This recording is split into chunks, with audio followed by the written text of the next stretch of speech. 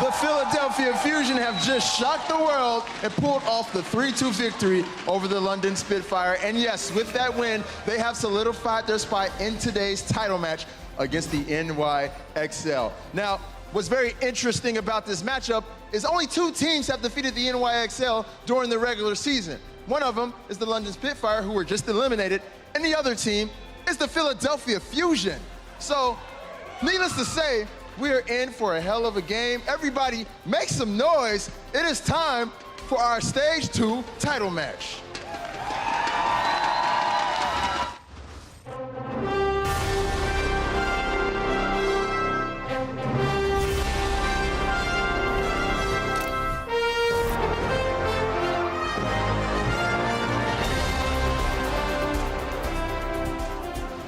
It's the moment we've all been waiting for. After 5 weeks of play, we are down to the Stage 2 championship match. Who is walking away with the $100,000 performance bonus? We're about to find out. Welcome, everybody. I'm Puckett. We got the whole desk back together. It's Crumbs Reinforced and Zoe with us once again.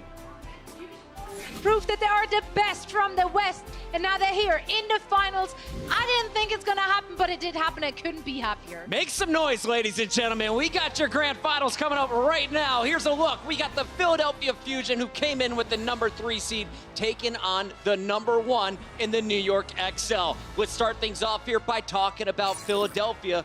We just saw this squad. They're looking so strong right now. They put in their 18-year-olds EQO, Snillo, and they walked away with the victory over London Spitfire. Yeah, Snillo came into Route 66. He was on absolute fire. So much synergy with Carpe. But here's another thing that's going to benefit too, is that Route 66 is our first map once again. So New York is going to be having to fight a very warmed up Philadelphia that is just boiling with great energy. And especially Snillo, right? Now he's played Route 66 once and he's going up against Sabiolbi on Route 66 again. Snillo on the Tracer duel. It's going to be very exciting to see how this turns out. And Carpe has absolutely been on fire as of late. You've seen him on Hanzo. We've seen him on Widow. He's playing an amazing Tracer as always as well. What do you want to see from Carpe coming into this final match? Because if you ask me, he's the reason they're here right now. There's really not much more you can ask out of Carpe. I mean, this guy is doing everything. But what I want to see is how he's going to react when focus gets put on him, because New York, if they watched and paid attention, they need to recognize that this guy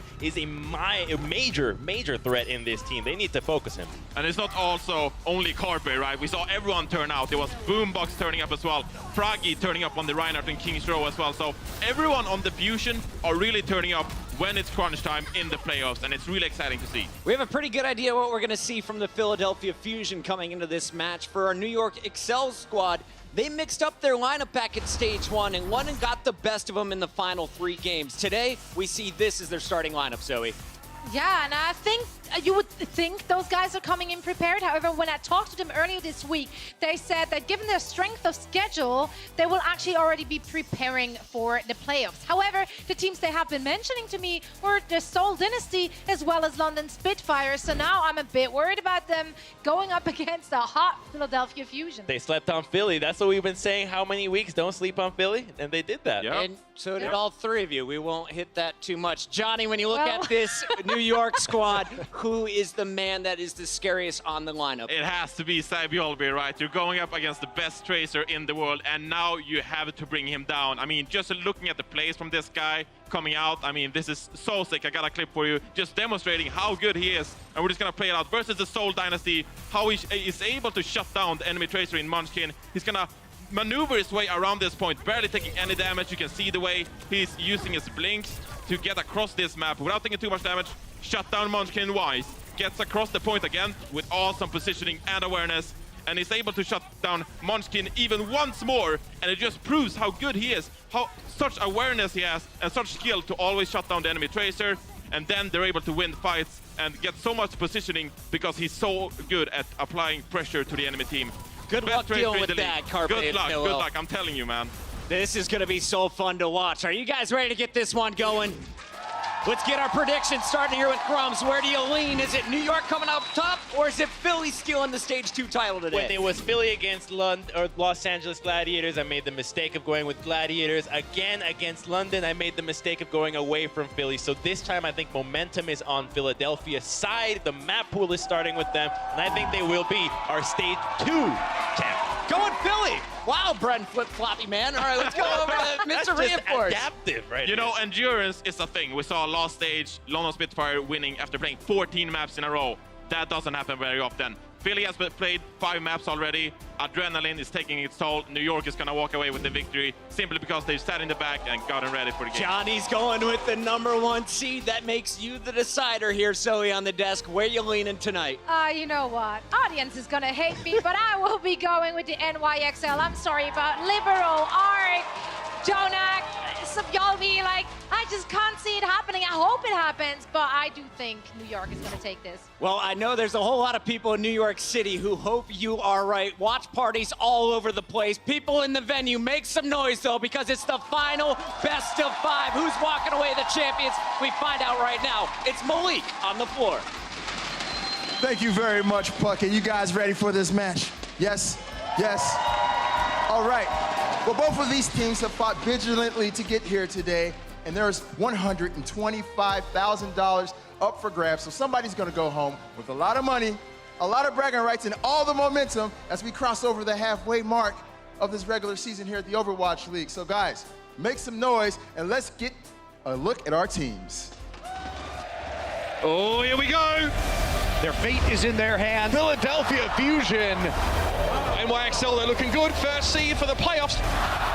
Carpe is eviscerating the back line right now. Save Biobi. Just mowing them down. Poco cops one in midair. Libero finds his 3rd kill of the fight. New York has been in control of this point. They are now in control of the fight. Huge turnaround. Huge. The Philadelphia Fusion. Let's go. Surprise, surprise. And here come your Philadelphia Fusion.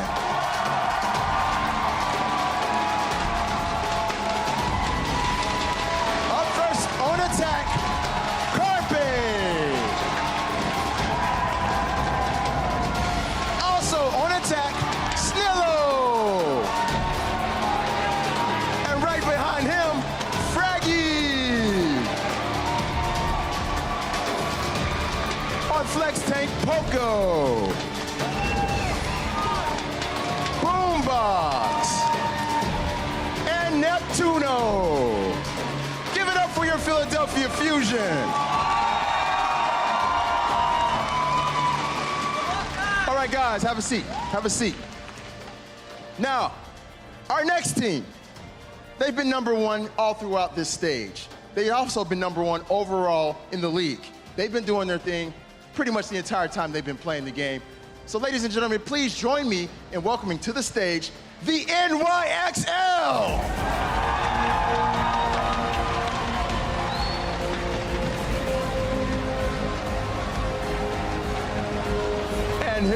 And here they come. Up first, on attack, Libero. On support, Ark. One of the most deadly Zenyatas in the game, Jonak. On tank, Meko. Also on tank, Mono. And the best tracer in the world, Xavier B. Give it up for your NYXL. Feel free to have a seat, guys. We're good to go. All right, so needless to say, these guys are ready to get the match going. I'm super excited about this one. This is one of my favorite regular season matches to watch. And the casters are ready. You guys ready? All right, well, let's go ahead and send it over to my boys, Uber and Mr. X. Born ready, Malik. Top of the stage, New York Excel, right? Top overall, in fact, and now it's time for them to collect, or at least that's what they're hoping to do. But their first loss in the Overwatch League was handed to them by none other than the Philadelphia Fusion, Matt. Yeah, it's been a while since that stage 1 matchup, obviously, but Philadelphia was able to hand NYXL one of their 2 losses in Overwatch League. One was obviously to London, the other to the Philadelphia Fusion. You see the map set coming in here. Route 66 will start things off. I was the last map in the previous series, so you'll have Snillo stay in. It gives NYXL a very good idea of what the Philly Fusion are going to do on this map. It's one thing to know what to expect, Matt. It's another to know how to play around it. We saw the combination of Snillo on that Tracer, and of course Carpe just going nuts on the Widowmaker here. For the NYXL, they've got a Tracer in Sabior that loves to take those duels. Now, if you look at the way the Philadelphia operate, Snillo seems like less interested in taking on enemy Tracers and more interested in hitting that backline and being sneaky beaky like. The interesting matchup for me will be when EQO comes in and you sub Snillo out, unless Carpe is just hitting everything on Widow and you're just going to ride that all the way home. But Carpe versus Sabiel in terms of Tracers, right? Sabiel will usually go after the enemy Tracer. He'll kind of scare that player out of position and just kind of like pressure them out a little bit. Carpe will take those battles. A lot of other Tracers won't. So that'll be a different change of pace from Sabiel when we get that matchup. It makes you wonder as well. We saw Sabiel midway through this stage change his personal focus from, dealing with enemy Tracers and then sort of turning on enemies and Yadas a lot more. We see this is the kind of player that can adapt. His target priority will change based on the team he's up against. Of course, coaching staff at NYXL will be passing down the executive orders. Well, I think the NYXL, they've been so good throughout this stage, a lot like stage 1, Mitch, but I feel like one thing that could be a little bit tough for them in this matchup is, in stage 1, a lot of their Widow play was played by Pine. Now you've had Sabiel and Libero play the Widowmaker throughout stage 2 thus far. I know there's hardly any better Widowmakers in the league than Carpe. So how do you deal with that? If you can't run the Widow of your own, then you're forced into a dive on them straight up. And that could get dangerous as well. It's time. All the marbles on the line here in stage 2, and Philadelphia Fusion will be on the attack. NYXL, curiously, have a Junkrat here on defense, Route 66, Matt. Yeah, they're going to run Orisa as their main tank. No Sombra. Usually you see Sombra on defense. This time it'll be Sabiel getting the better of Carpe. This will get rezzed up though by Neptuno, so you bring him right back into the fight. But Sabiel is going to have the luxury of this big Orisa barrier to hide behind, and then if they try and dive this on the up top high ground, you have Libero just spamming those Junkrat mines. Again, it should be danger signs for the Philadelphia Fusion to get aggressive now, knowing they could fall foul of a trap or a concussive mine, like you pointed out, Matt, to knock them away. Good anti-dive setup here for the NYXL.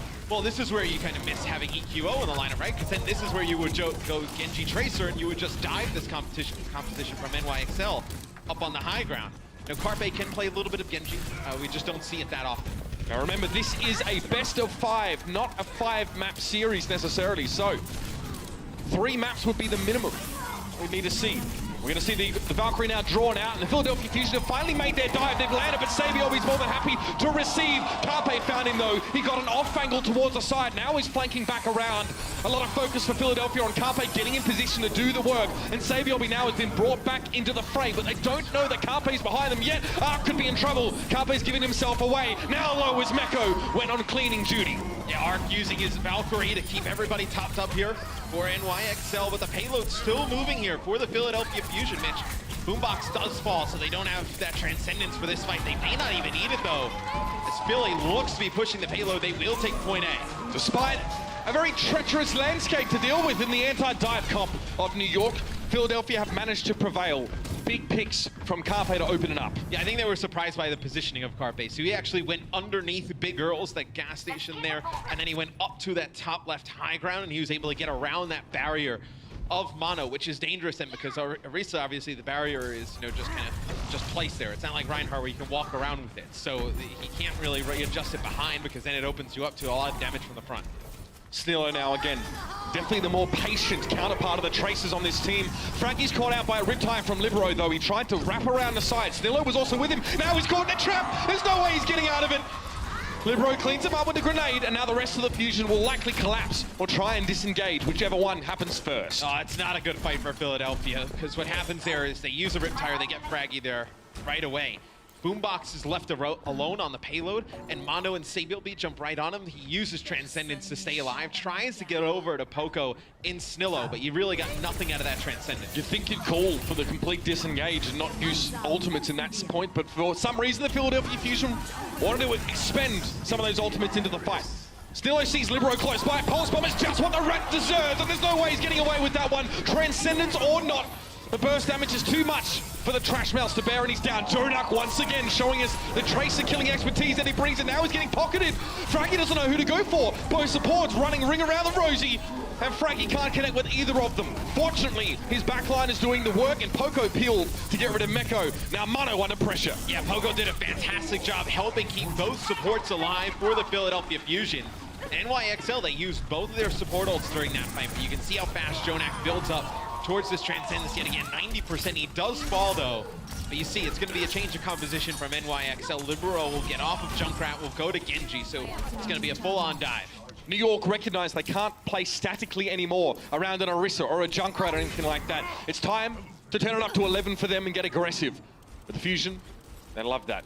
That's how they play. They were born and molded by it. They haven't seen a placid game of Overwatch until they were already adults, and now it will be Carpe. You can see deep flanking is Snillo. Getting close to a Pulse Bomb, he'll need a couple clips to have that, and this is how he's going to get it. And Snillo and Fraggy's job is really just buy space for Carpe, right? Just create that space so he can't get dived constantly. And eventually Carpe is good enough on that Widowmaker. He's going to come up with some kills. And Snillo's going to use that recall. He gets quite low. But there it is, just creating that space, buying, some time. Mono's out there in the open, gets picked off. Once again, Snillo sees a Transcendence and knows he has a Pulse Bomb. He's not too perturbed by the extra healing that New York are benefiting from right now. He wants Jonak, he knows how dangerous his foe is in the defense matrix. Meko turns around and eats the bomb up. Snillo left bereft and forlorn. Yeah, Philly backed up out of that fight when both support ults came out for NYXL, because now they're going to hold on to their own Transcendence. They're going to try and get here towards the payload as the Carpe, even though he's getting bashed around here by Mono, he'll hit a shot on through it. More than happy to brawl it out, Matt, just as Philadelphia are in general. The Transcendence from Boombox was timely. 3 minutes and 4 seconds on the clock. Despite some early road bumps, the Philadelphia Fusion now have kicked it up a gear. Yeah, Poco right now is having himself a very good first half. He was good on their Route 66 against the London Spitfire. 12 limbs, 5 final blows, 0 deaths here, but it's going to be 27% of overall team damage. Tops on Philadelphia right now. Carpe had a feeling that New York might try and wrap around and get him, but again, it was just the bait. The rest of the Fusion are sat here on the payload, and Jonak was in dangerous territory! His head is set rolling, and Libero now needs to try and make up the deficit, but going 1v6 against tanks is not a good idea! He falls. Arc also quickly following. This is how the Fusion start to snowball things out of control. You see an uncontrolled reaction? It's what this looks like. Carpe wants to deal with Sabielby, confidence brimming on this man. Sabielby knows he's going to be forced into the room, corralled out of action. The recall puts him in the same spot because he's had to linger. Not much to be done. He still wants to fight Carpe, but Snillo is there to rescue, and the payload's been moving this whole time, Matt. And how many Widows take that battle? Just chasing after the Tracer, man. Just one, So just the fun. insane ones. So fun to watch Carpe play. As Philadelphia has been making like a stage 1 composition work here, playing around this Widow and Mercy. Snillo getting very low. The crossfire chunks him out, but Meko is not looking much better himself. Mono's fallen, so the tank line on NYXL is looking a little bit ragged right now, and Libero needs to try and rescue him with the Dragon Blade. Only one, but it might be the job as Mono gets resurrected up. Sabielby and Libero create the space for the resurrect, but Neptune also replies. Boombox is back. They don't have Fraggy though, so you miss your main tanker, so you have to wait just a few seconds for Fraggy to get back in the action. Then you have a Transcendence to use as well for Philadelphia. So Philadelphia will have a self-destruct, which could be pretty devastating, right? Towards the end of this map, there's a really close corridor to score at home. Carpe, Orbs heading towards him now, needs to give a bit of space as Mono just appears and clambers on top of Snillo's corpse. The Fusion will have to wait for a moment here, unless Carpe finds a miracle pick. This self-destruct, just again, creates space for Neptuno to get the res on Snillo, but he's down immediately. Jonak making sure the job's done right. Well, now they're causing a lot of problems for Snillo because you have McCree and Junkrat on the side of NYXL. They're also going to have, obviously, the things that Jonak can do as a Zenyatta, so it's going to be very difficult for Snillo to get these flanks off. Kind of makes you think that NYXL, kind of want the Fusion to dive them now with this composition. Snillo takes Mono, but Poco has to trade his mech in for it. Seems to be a net positive for the Fusion, and they keep pressing forward. Carpe refusing to give an inch now. literally and physically now, as he steps a long way forward. This is very aggressive positioning, and Libero's blown up Snillo, so that's one less Tracer on the side of the Fusion, and losing the Mercy. Neptuno probably was trying to resurrect him back up, and that will be the fight over. The Fusion need to take a deep breath and reset. 15 seconds left. All support ults up here. Savio B also has this Deadeye, very good at zoning players out. So you see Mono goes over to Orisa here, so you're going to have that barrier, so it's going to be very difficult for Carpe to get any shots off. He's going to have to go high in the sky to get them done. Pulse Bomb Snillo has to pull the pin on that one. Worried about getting blown up by the self-destruct, but Libero's down already. Snillo finds a new target. 4 legs. It'll be Mono the choice, but the Transcendence was there to prevent most of the damage and heal him back up to full. New York now, they see him rolling. They hate him. Libero comes in over the top, doesn't actually get the detonation. There was a recall there, hasty from Snillo, but it got him out alive. Carpe's sitting back, Snillo on the payload. It's just these two players. Sabiobi trying to step forward and stand and deliver, but Sabiobi was there and down. And now Snillo trying to stay alive. Another recall goes, but Carpe's picking them off. Nice trap though. Libero puts it down, and Carpe's too far away to keep the round going. NYXL hold on defense there before Philadelphia can get map completion. Do get the payload, I know, a decent way down though, towards point C.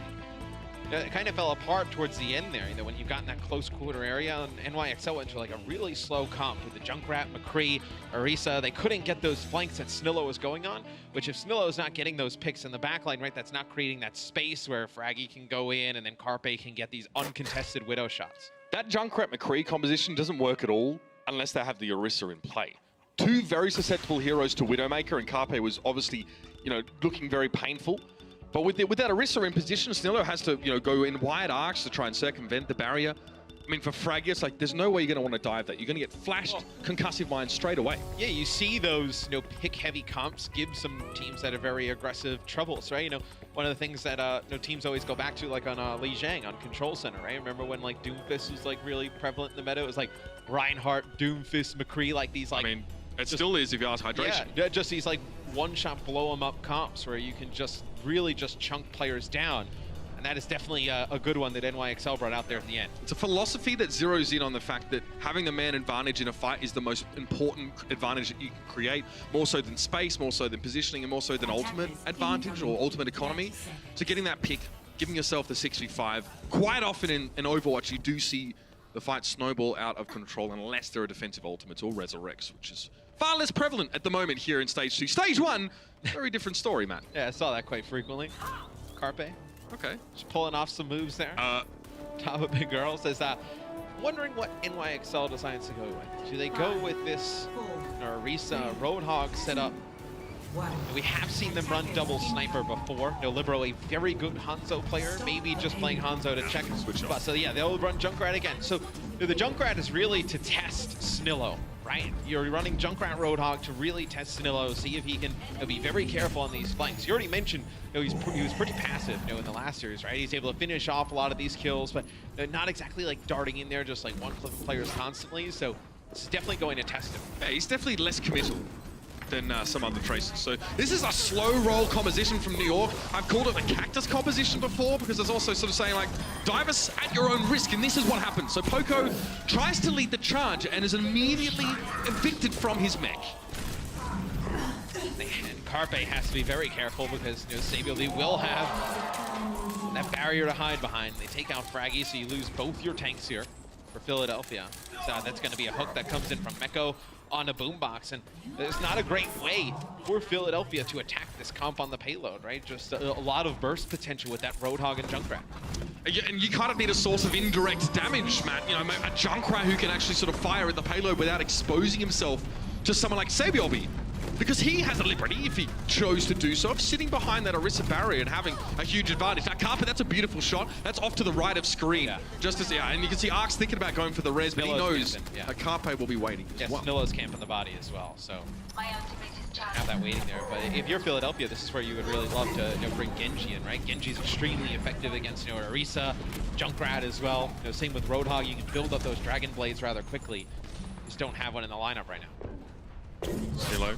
Oh, see Sabio, but actually took a hit in midair, just a body shot. Nothing to write home about. And it will be Fraggy that combine with him to actually get the kill. So notice they're actually working around the Junkrat and the Roadhog. They don't want to go for those nasty anti-dive heroes until the rest of their teams are done.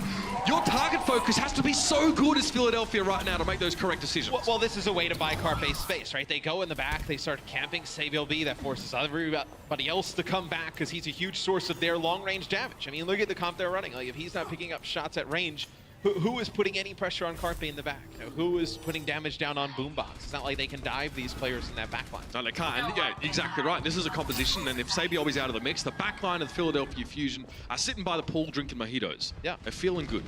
Neptuno's just holding that, alt fire on Carpe, giving him the damage boost. That's all he's got to do. Obviously, Boombox is at liberty to just offload a lot of damage, which is, something that Jonak wouldn't be able to do if he's being dived. So now the Pulse Bomb for Snillo could be quite deadly at Libero's Riptire. Again, the sound cue should be enough to strike the fear of God into the Philadelphia Fusion. Libero only has a couple more seconds. It's unlikely he gets much of this. Poco actually does take a bit of splash damage. Sabiobi was hoping to follow up on that with some more mech damage, but he doesn't get it. And Meko's down now, so that's a hook missing. Fraggy's jumped into the backline here of the NYXL. Sabiobi has to try and bail them out of this one, but they've already lost 2 players. Yeah, and Arc is using his Valkyrie right now, but they may just have to back on out here, Mitch. A lot of the times NYXL, they like to use their Transcendence plus Valkyrie to get a res off, and keep everybody healed up, but they're not able to do it just there, as Boombox will have the Transcendence. Same with Jonak. So they're going to go straight dive now, NYXL. Libero will go Genji, Saviel B will go Tracer. So they were not able to break this setup once Philadelphia got those few kills in that backline. It was really Snillo the one who's making those plays. The reason why that static composition doesn't work so well on this stage is that the low ground is surrounded by the high ground, as opposed to stage 1, where high ground is surrounded by low ground. It just means it's much easier for the Philadelphia Fusion to get free damage and continue to compound those health advantages. Yeah, you don't see it here, but Fraggy uses Primal Rage, forces out Transcendence from Jonak, gets out with his life, and then Snillo is still back there for Philadelphia. So they don't know that Snillo is still behind them. Poco drops in, Fraggy's also there. Let's see what Snillo has planned. Right now he's just trying to keep himself hidden. Obviously he knows exactly where NYXL is standing, and I'd say Meko has a good idea of where Snillo is as well. Charging out that Pulse Bomb, he's seen 2 supports unattended, but he knows it's going to be hard to burst down Jonak when Arc is in his vicinity. He needs to work with Fraggy here, try and split the Mercy off from the Zenyatta and then go in for the kill. Sabiobi, always hunting. Very low on HP, and Carpe finishes him off here. This is where the fight begins for the Fusion. Now they're beginning in earnest. Yeah, and as soon as Carpe gets these picks, Philadelphia just jumps right onto those bodies. Prevent Arc from going in, getting the res. There's a Pulse Bomb there from Snillo. Doesn't connect with anything. He backs out just a little bit. The payload's still moving here for NYXL. This is not a matchup where Snillo can afford to, to be sloppy with that kind of stuff. He needs to put more pressure on Jonak, who's had quite a lot of freedom. And now the Transcendence is just going to be where Philadelphia chill for the time being. Arc won't get away with that one. Fraggy to chase down. There's a self-destruct being thrown on top of the building. And it's Snillo. No, it was on the low ground, in fact. Snillo down to Jonak, of course, that Salvo Orbs Org. It's a huge kill from Boombox and Poco to get Libero and Jonak out, because at that time NYXL has a 2-man advantage and Jonak has Transcendence. You think if he's able to stay alive a little bit longer, use that Transcendence to there it is. everybody else up. Some big kills there that come out from Poco and Boombox to let Philly stabilize now on defense. Arc will go off of Mercy, go to Lucio. So you need that speed, they feel like, to close the gap on the Carpe. Given where the payload is, this is a must-win fight for the NYXL. Arc is sick of getting taken down by Fraggy, and he switches over to the Lucio now. So it might be, again, New York just trying to jump and get an engagement here. This is New York's best chance probably coming up, because you're going to have Dragon Blade and Transcendence coming online. After that, if you don't get great value out of those, you're really kind of praying for a late game sound barrier.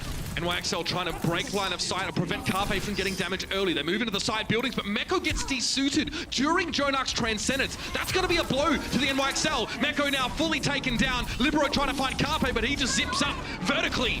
And notices NYXL still trying to chase him in vain. Libero's fallen and Carpe's still trying to keep himself scarce. Everyone wants a bit of the Widowmaker, but he's having none of it. Now up in the air. Mano's still looking for Carpe. He'll finally have him, but at what cost? Now try and attempt to get the D-suit here. Good body block in the doorway, but the self-destruct is going to give him pause for thought. Mano backs out, but now the Philadelphia Fusion are down to only 3 players over on this second stage. Neptuno joining for 4. Libero will have this Dragon Blade to use as we go into overtime. They do take out Fraggy. That's a huge loss there for Philadelphia. It was way too deep. It was overextended as opposed to the rest of his team. And you know, Carpe goes over to McCree here. So just one flashbang and a shot to Libero could end this Dragon Blade. Sabiobi, a pulse bomb in the doorway, could be just what the doctor ordered. I mean, that's not the kind of doctor you want to see, to be honest, if that's what he wants, but Sabiobi has other plans here. Pulse bomb. No effect. Poko's going to be able to move out now. We're going to hear the Valkyrie used by Neptuno. Libero with a Dragon Blade, though, and he'd love to cut himself some supports. He sees Poko at low health. He's looking right now for Boombox, and he's found him. Carpe was there. He goes for the reflect. Doesn't want to get flashed up right now. It's time! Dragon Blade with Transcendence to respond. Libero finds Poko, though, as he just roams around the area that wasn't covered by the Transcendence. Neptuno gets the res. Snillo finds Libero now. No retreat for Meko. He needs to keep himself topped up. Primal Rage coming in for Fraggy now. Meko caught in the middle of it. Neptuno doesn't get out alive. Mano is so low on health. He's down. Arc trying to get it across the line. Push back. Overtime down. Map 1. Philadelphia Fusion. Snillo big yet again, Mitch. 38 limbs, 18 final blows, 19 final blows for Carpe there for the Philadelphia Fusion. As now I think one of the things is you see Snillo's coming out. They've given teams so much trouble with Carpe playing the Widowmaker and Snillo on the Tracer. Sometimes you may just have to ride a comp like that out, but they're going to make the change. I mean, it worked for them. Snillo was more nuanced, more subtle than Carpe on the Tracer. And yes, he might not want to face down Jonak and risk getting removed, but he's smart enough to find openings, to find opportunities, to really exercise his presence. The pulse bombs were very good. Getting that D-suit on Meko during Jonak's Transcendence was big. We did see the Junkrat, a little bit of a different composition from NYXL. It only worked out in certain parts of the map. And Philadelphia go into map 2 with a 1-map lead. It's huge. Stick around, you don't want to miss this one. The Overwatch League is brought to you by Intel, the official computer processor of the Overwatch League. T-Mobile, America's best unlimited network. And by Omen by HP, the official PC and display of the Overwatch League.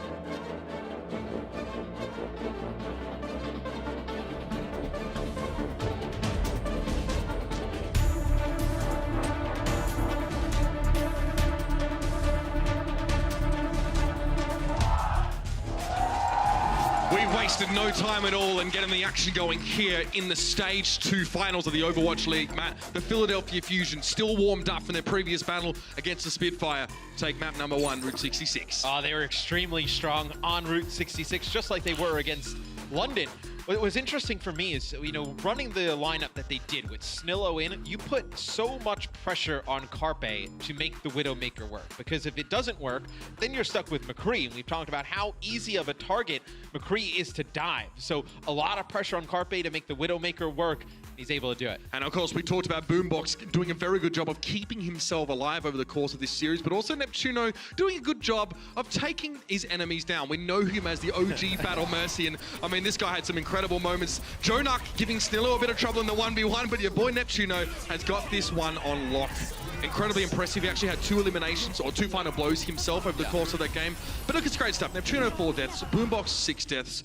About half of what Jonak was suffering in terms of that. So really good combination. And McCree out towards the end, like you mentioned, just to ward off that dive. Well, it's been the one downfall of the Philadelphia Fusion is their dive is great. It's just you could not keep those supports alive. Now if you can keep those supports alive, you can cause a lot of trouble. So EQO will come in for Snillo, gives them a lot more versatility in what they can run, right? I mean, Carpe will play Tracer most likely, but EQO can come in on Li Shang. You can play, a Junkrat. You can play Afara. You can play Genji, 76.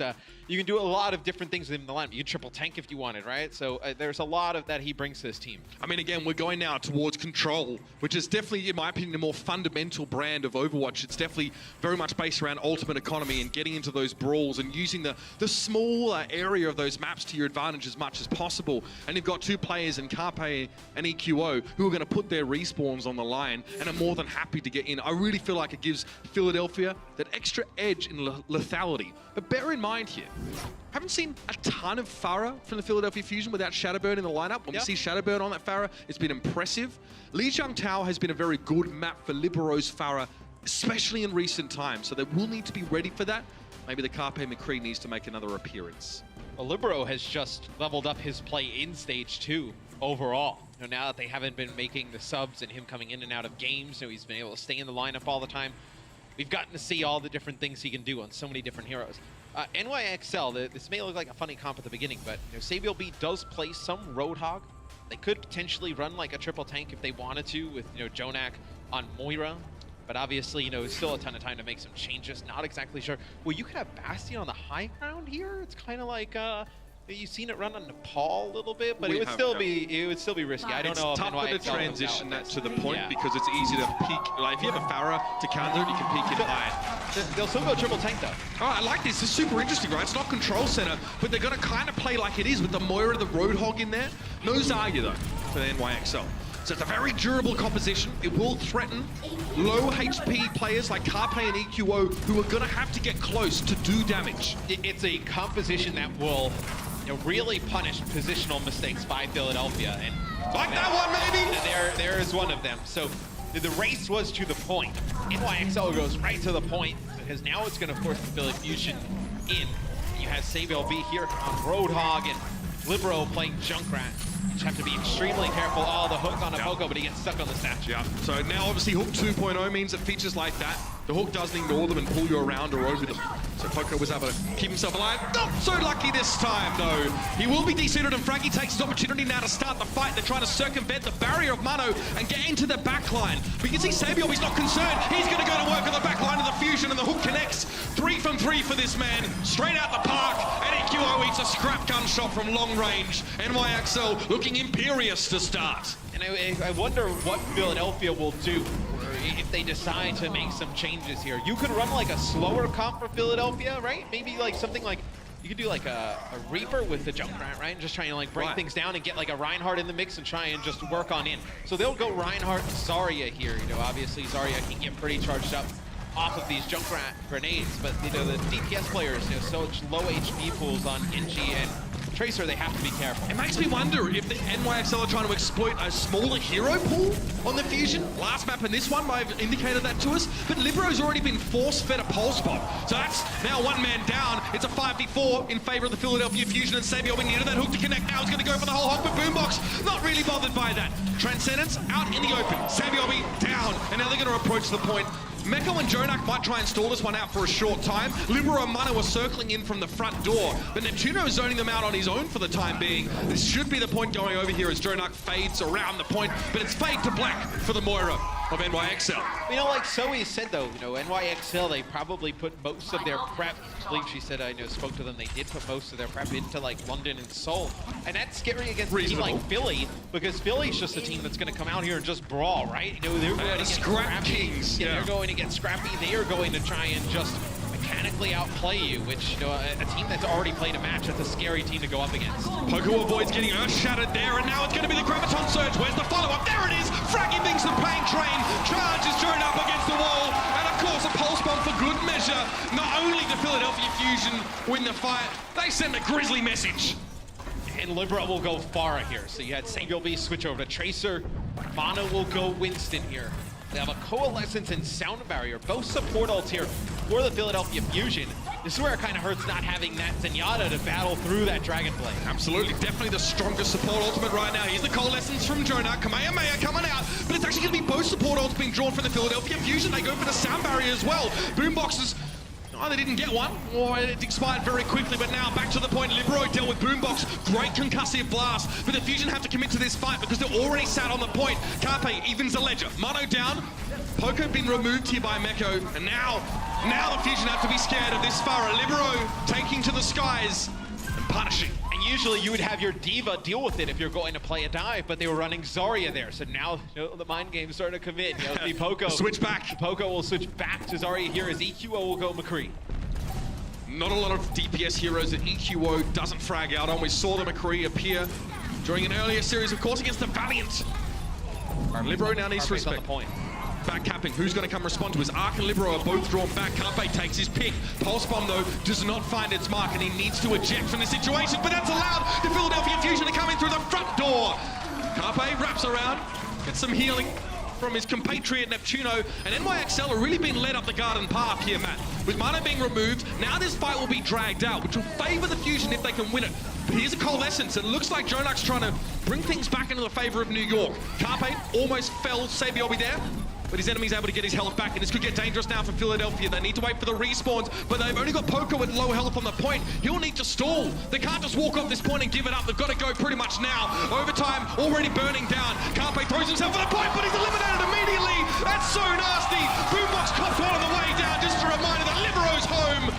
Barrage in, doesn't find any targets, but again, even in a zoning sense, it's done the work. Fraggy has Primal Rage on the point right now, but he's forced to step out as a self-destruct is dropped. He falls to the blast, and Poco can't get there. First round, New York. Yeah, the Pharah switch from Libero really paid off. And one of the things before Overwatch League, when I talking with Monty and Doa, right, they spend so much time in Apex watching these players play. Doa was really high on Libero, and he was like, no, it always feels like Libero switches at the perfect time. Right there was a great example of it going over to the Pharah. Reading the game, it's a huge part of that. And I wonder maybe Libero just has free reign to go. His team just says, yo, you just play what you want. You know, he's in that position to kind of flex between a multitude of different picks and come up with the right one. They trust him to do that himself. Yeah, and he plays Pharah without a Zen or Mercy. So not really, a care in the world, bro. Yeah, doesn't really care.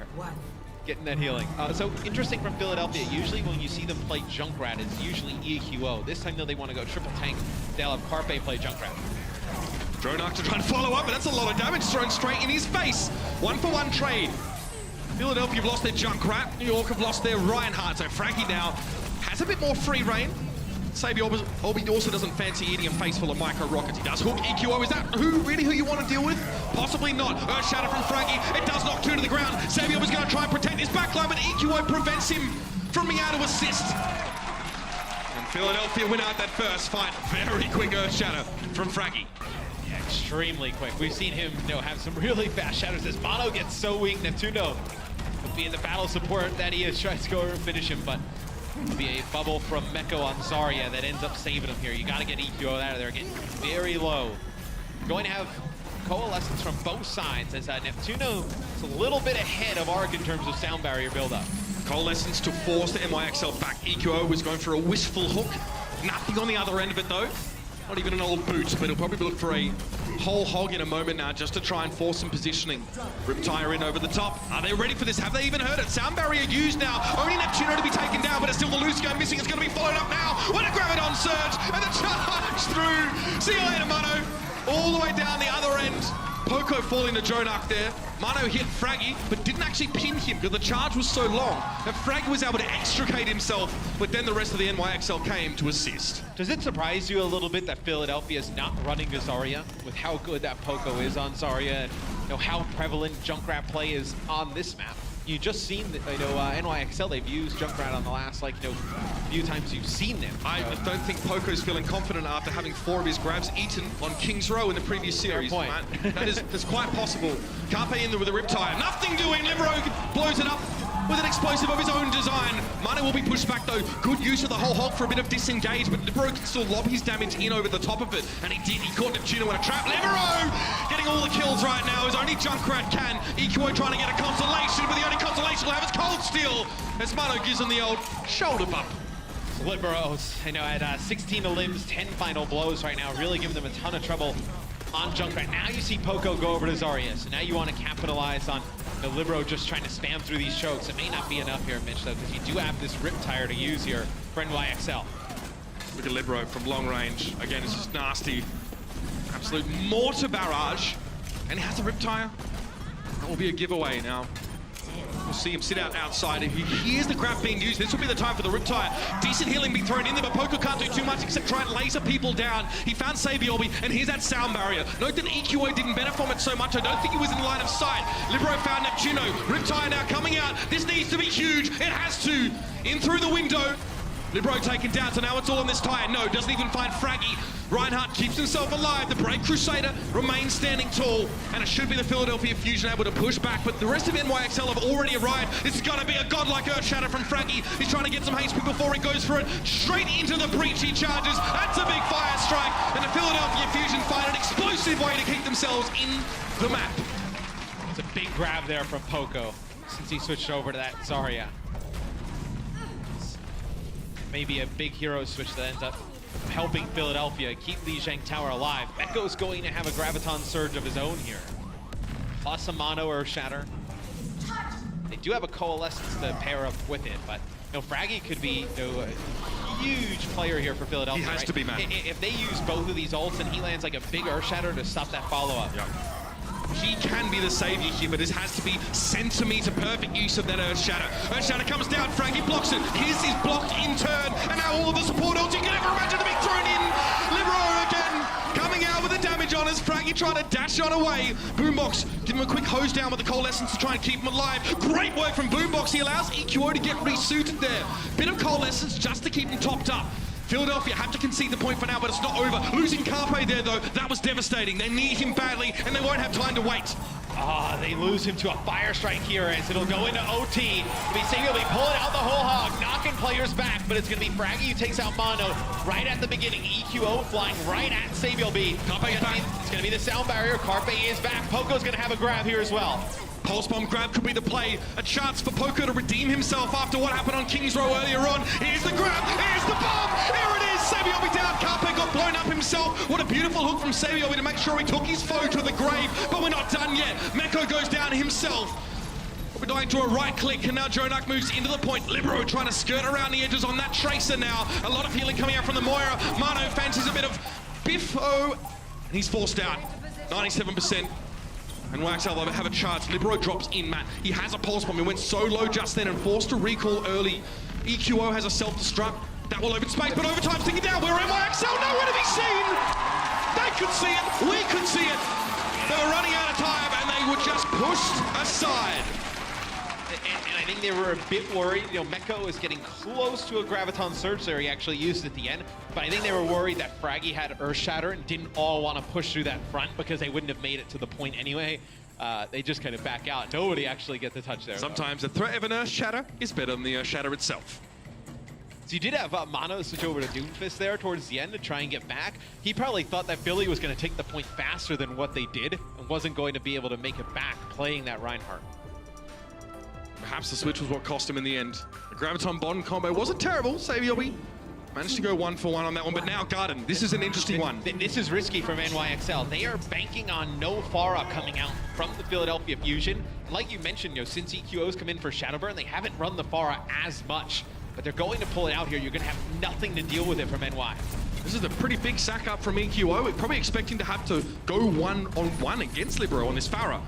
The Junkrat's so susceptible. It's definitely a better composition on the outside for the Fusion. But controlling the point is so important for the team with the Pharah. NYXL is pretty smart though, Mitch. They go straight to the point because that's going to force EQO to go right into the point or just kind of sit here and just spam through the window. You see, every time he gets low, he's susceptible to that Savior B hook coming through that window. And with the Junkrat, NYXL are winning out this war of attrition, right? This damage battle. Just trying to throw as much explosive substance at the enemy team as possible. But speaking of explosive things, the bomb may have just evened this up. Now with no Libero, the NYXL lack a huge part of their damage, and EQO might just dip in for a bit of a barrage! Here it is! Jonak down! The DC on Meko! That's exactly what the Fusion were waiting for. And they break just as bad as my voice did. It's pretty bad. So now Libero will play Pharah. But look at all the changes you have to make for NYXL, right? They change out Mono, Savior B, Jonak, Arc, and Libero. So basically everybody swaps heroes outside of Meko. That's going to put them pretty far behind in terms of ultimate economy, at least for this next fight, right? Just the one fight. Again, though, on this particular map, if you lose the first fight, you only have, what, 2 more really proper fights, Really maybe like 3. 3 really good fights, maybe? So let's see if NYXL can make the most of this, force some ultimates. They'd love to do that. They kind of probably expect not to be able to dominantly win it, but we'll see. Picks are so important. That's the Transcendence forced out. So first step satisfied for the NYXL. You can see Manu's more than happy to abscond, but he doesn't even make it to the health pack. Carpe, he sees Libero, waiting for him to drop down. It's like catnip dangled over his head. Yeah, you see NYXL, they're trying to back out here. Philadelphia just taking advantage, getting really aggressive as they push on in. But they did get Fraggy to use his Primal Rage. They got Boombox to use Transcendence. And look, Jonak is already 83% towards his own Transcendence. You're getting close to a Rocket Barrage here for Libero. So they brought it back in terms of ultimate economy, right? But they've set themselves far back in terms of percentage on the point. That's a stick! Perfect for Carpe. Something that, again, Snillo was less interested in trying to do, but Carpe loves nothing more than to turn those Omnics into metal mulch. Yeah, 7 Pulse Bomb kills for Carpe so far on this map. It's Savior B with none right now, but he did play Roadhog for extended period on the previous one. Carpe's getting one kill per Pulse Bomb at least. That's what his efficiency is right now, so that's big. EQO with a barrage again. We saw it had devastating impact, and again, the Philadelphia Fusion are so close to taking this map away. EQO, come at me, Libero! Let's have a bit of a stance, and he's down! No, Jonak removes EQO though, so it's a 1-for-1. But Jonak going down in the process. NYXL losing out in the numbers game, have managed to even it up, but the damage is kind of not there right now. Sabiobi needs to lift. Yeah, but it's going to be the supports alive here for Philadelphia that have both of their ults. They'll have Transcendence in Sound Barrier, and they're going to go back in and fight it. It's time to brawl, just like Philly can. Sabiobi had a Discord orb and was forced to back away. Libero is now returned to the fight. He has a barrage himself. It might be time for him to turn the tables. Neptuno attempted a drive-by at the Libero, who was dropping down for the mega health pack, and he's chasing on the point. Meko's fallen. Transcendence now being used in the Fusion and going to get even more aggressive if that was even possible. We're in overtime. Sabiobi, though, he's done! Can you believe it? Ladies and gentlemen, the Philadelphia Fusion stand on the precipice from being your Stage 2 champions with a 2-0 map lead at half. In terms of final blows, you had EQO and Carpe combined for 29-20 from Savior B and Libero. But you can see they're putting a ton of focus on Meko. Meko only 3 final blows, one of the best divas in the league. Poco right now showing up in a big way. 35 lives, 12 final blows, only 5 deaths for Poco throughout that map. The ultimate debate from the Philadelphia Fusion may be in motion right now as they are so close to being our stage champions against the NYXL of all teams. Who would have thought? We'll be back after halftime. The Overwatch League is brought to you by Omen by HP, the official PC and display of the Overwatch League. Intel, the official computer processor of the Overwatch League. And by T-Mobile, America's best unlimited network.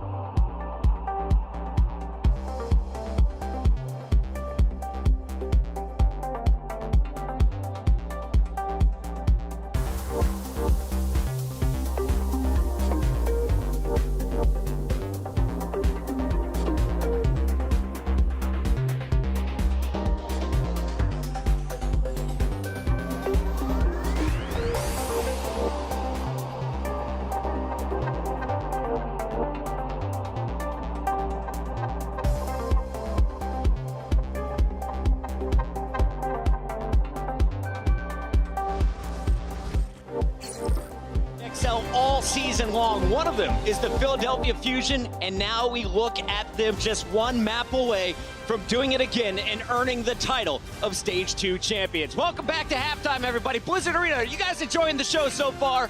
Ridiculous results on a championship Sunday. Philly not only edges out London Spitfire, now they're up 2-0 at the half. We got Crumbs, we've got Reinforce, and let's just talk about how we got here. You saw Route 66, and I was really nervous for Philadelphia Fusion. You just played it in Game 5. Your opponent was watching every moment of that game, and I was expecting New York to come in here and just be able to counter everything that Philly would be throwing at. And they tried that because Carpe was basically uncontested the entire London game. He was just hitting shots left, right, and center. How did they deal with it? Well, they put an Orisa barrier in front of him, so he had a much easier time when it was, say, Bilby's time to take on Carpe. However, that's not going to buy you time for the entirety of the map, and that's what ended up happening. Philadelphia got together, did their dive, and it went really well. Let's get into some of the highlights here, Johnny, and walk me through some of the early moments of this game. What were the teams showing us? Well, it was, of course, Philadelphia starting off on the attack, and we saw Carpe and Snillo both popping up, and it is much because of the reason they were playing a game earlier. They're already warmed up, you know, feeling comfortable, especially off that win, of course. So it was a bit expected, to me anyway, that Philadelphia were coming up to a hot start, and it seemed like New York weren't really able to keep up the pace, especially when, as you said, Crumbs, they slow it down a bit, they pick out the Orisa, of course, but even then, they swapped to dive here, and still, they weren't able to keep up with Carpe and Snillo, the DPS players of Philadelphia. So from watching the game, I feel, and especially even the second map, it looks to me like New York is trying to counter Philadelphia with the hero compositions exclusively, whereas Philadelphia seems to take it one step further. They adapt their composition, but their play style as well. We saw Neptuno there taking down Boombox. They have many other plays where they start focusing Libero, the Junkrat, the anti-dive hero, making sure that he's away from the composition, and that was really throwing a wrench in New York's plan. Absolutely, and Libero has been a rock star for New York as of late, but for Philly, the dives seem to be on point today. Johnny, walk us through some of the Philly dives. What are they doing to improve their overall team cohesion? Because it seems like New York, this is a squad we're used to seeing doing this. Well, now especially the Winston and the Tracer, I believe. Carpe, he's on the Widowmaker. He's not diving with the team. But Crumbs, as you pointed out, Fraggy and Snillo, they're diving together now for Philadelphia. Yeah, they're really trying to put a wrench in what Saebiobi was doing, because we thought Saebiobi was going to bust out the Tracer a lot, but he was focusing so much on the Widowmaker that it created so much space now for Fraggy and Snillo to work together, because now that you're in the second phase, the Orisa's not going to cut it. There's way too much verticality in this map, and they just abused that. We always talk about Ark and Jonak, the two supports for this NYXL, as a great strength of the team. Well, you can't really have a whole lot of success when you're constantly on respawn. Fraggy gonna try and keep it that way in the second half. Let's talk about Lijiang Tower, though. It's map number 2. And for me, I thought we were gonna come into halftime with a 1-1 score. It was all New York early on. Libero looked amazing, but somehow Philadelphia stays in this game and claws their way back. But then again, it is the picks we talked about on Route 66. We see New York Excelsior bringing out the tanks, and they make it hard for Philadelphia to adapt in the game. Philly, for sure, aren't ready to deal with all these tanks, especially on the map like Night Market, we saw the first round. But because New York throw out these bit of a curveball, we see that Fusion can't really deal with it. But then again, it is the individual skill from Poco and Fraggy which carries them through, especially this control center stage. I do think they actually have adapted way faster than we've seen before. Every time we see Philadelphia in control, especially against Afara, when they started out with the Tracer Genji, they're reluctant to swap. They might even lose the entire point without swapping. Here, they swap off to a McCree immediately. Then they bust out the Afara from the get-go. So they are really improving their gameplay from what we saw in Stage 2 in the weeks coming up to this match specifically. I saw after their first matchup, Poco said, everybody please forget King's Row. Ignore all those missed grabs that got eaten by the Divas. He made up for it here on Control Center. So many great grabs set them up for the comeback. We're now looking at a 2-0 game in favor of Philadelphia Fusion. They're one map away from being crowned our Stage 2 champions. Looking at our remaining maps, we got Volskaya coming up next. How does New York do what London did to them in the Stage 1 title match and get the reverse sweep It's today? going to be really hard because New York are huge favorites on Volskaya Industries. I think they're 4-1 so far, Stage 2 on Volskaya. Meanwhile, Philadelphia are 1-3 on Volskaya Industries. So it's going to be a grind, especially through this third map. But going into map 4, we have Hollywood coming up, and that's the map that Philadelphia has to win. They're 4-1 on Hollywood so far, and if they want to win the series and be crowned the Stage 2 title champions. They need to pull through. Lock it up in 4. Don't let it go to game 5. I don't think so. I think actually Philadelphia is going to lock it up in 3. Momentum, to me, has been carrying Philadelphia so far. Route 66, their adaptation on control. They have played before. They're warmed up, and New York seems lost in dealing with what Philadelphia's throwing at them. It almost devolved into spawn camping in that last map of control. So I think that Philadelphia is just going to ride that motion all the way to that's funny, Stage 2. Crumbs, because you see, I'm calling a game 5. New York pulling off the reverse sweep. I'm doubling down. Doubling down. All They right, choked let's last hear time. from the audience. Who wants to see Philadelphia lock this up in a game 3? A lot of people cheering on Philly. I can't lie to you. How many people want to see our #1 seed, the New York XL, walk away with the Stage 2 crown? Our audience is split. Let us know on Twitter. Tweet at Overwatch League your prediction. Use the hashtag OWL2018. 2 games down. 3 more to go. I sure hope we see another game 5. Don't go anywhere. The title match continues when we return. The Overwatch League is brought to you by Sour Patch Kids. Sour, sweet, gone.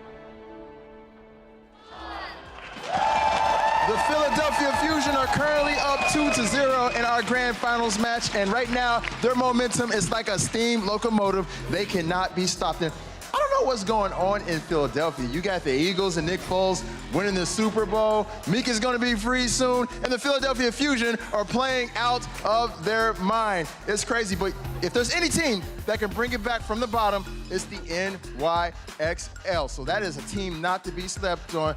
Let's find out if they can do that, though, and send it over to our casters, Uber and Mr. X.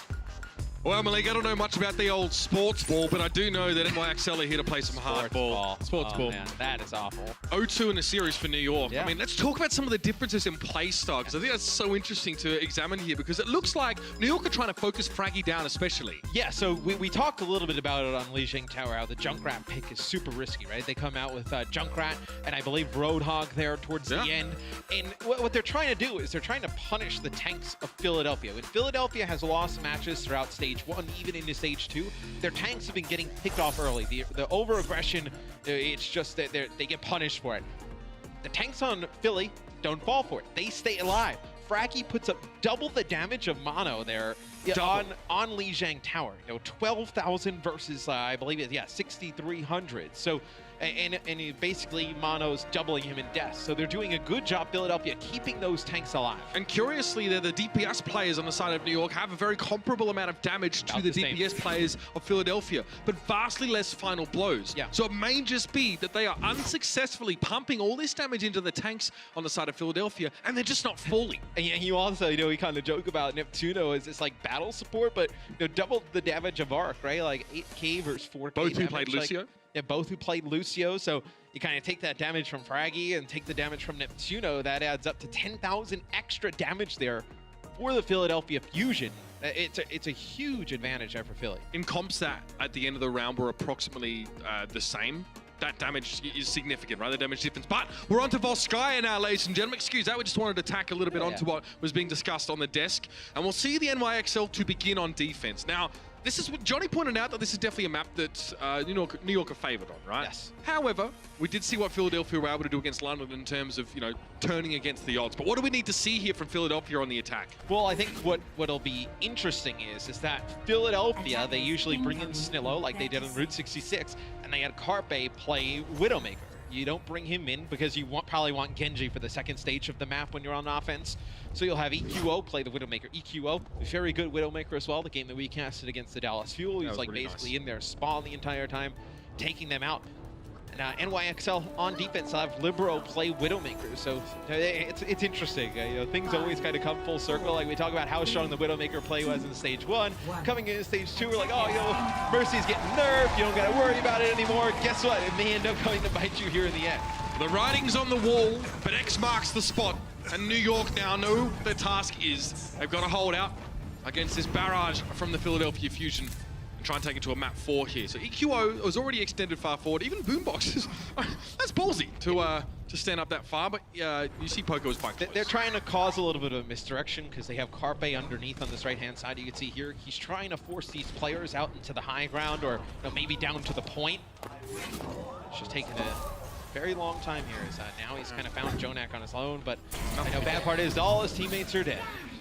Yeah, a bit annoying for Carpe. He spent so much time setting that up, and Jonak, what are you doing behind me, fam? Cleans him up pretty comfortably there. It was, we did hear a lot of shots being fired, so Libero was unsuccessful with multiple of his shots to try and find EQO, eventually gets him. Philadelphia is setting up a little bit of a snafu here, splitting across this first point. And I don't want to say the first 2 games of a series are necessarily easy, but like these closeout games are extremely tough. It was very impressive that Philly is able to close out London Spitfire. This one's going to be even tougher because New York's just going to keep leveling up their game. It'll be Libero getting the best of EQO there. It's Rez right back up.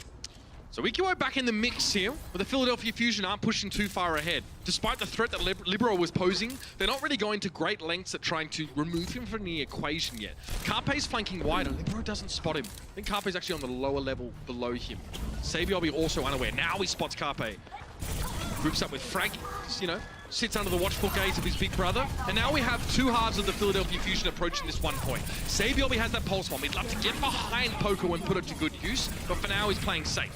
And Neptuno's going to use his Valkyrie trying to keep everybody up, but it's going to be Fraggy dropping at the beginning of these fights. They do get the res off, but they lose Carpe in the meantime. And they're going to use Transcendence here as well.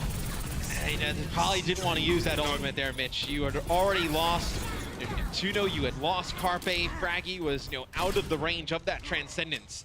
That's when they'd probably like back.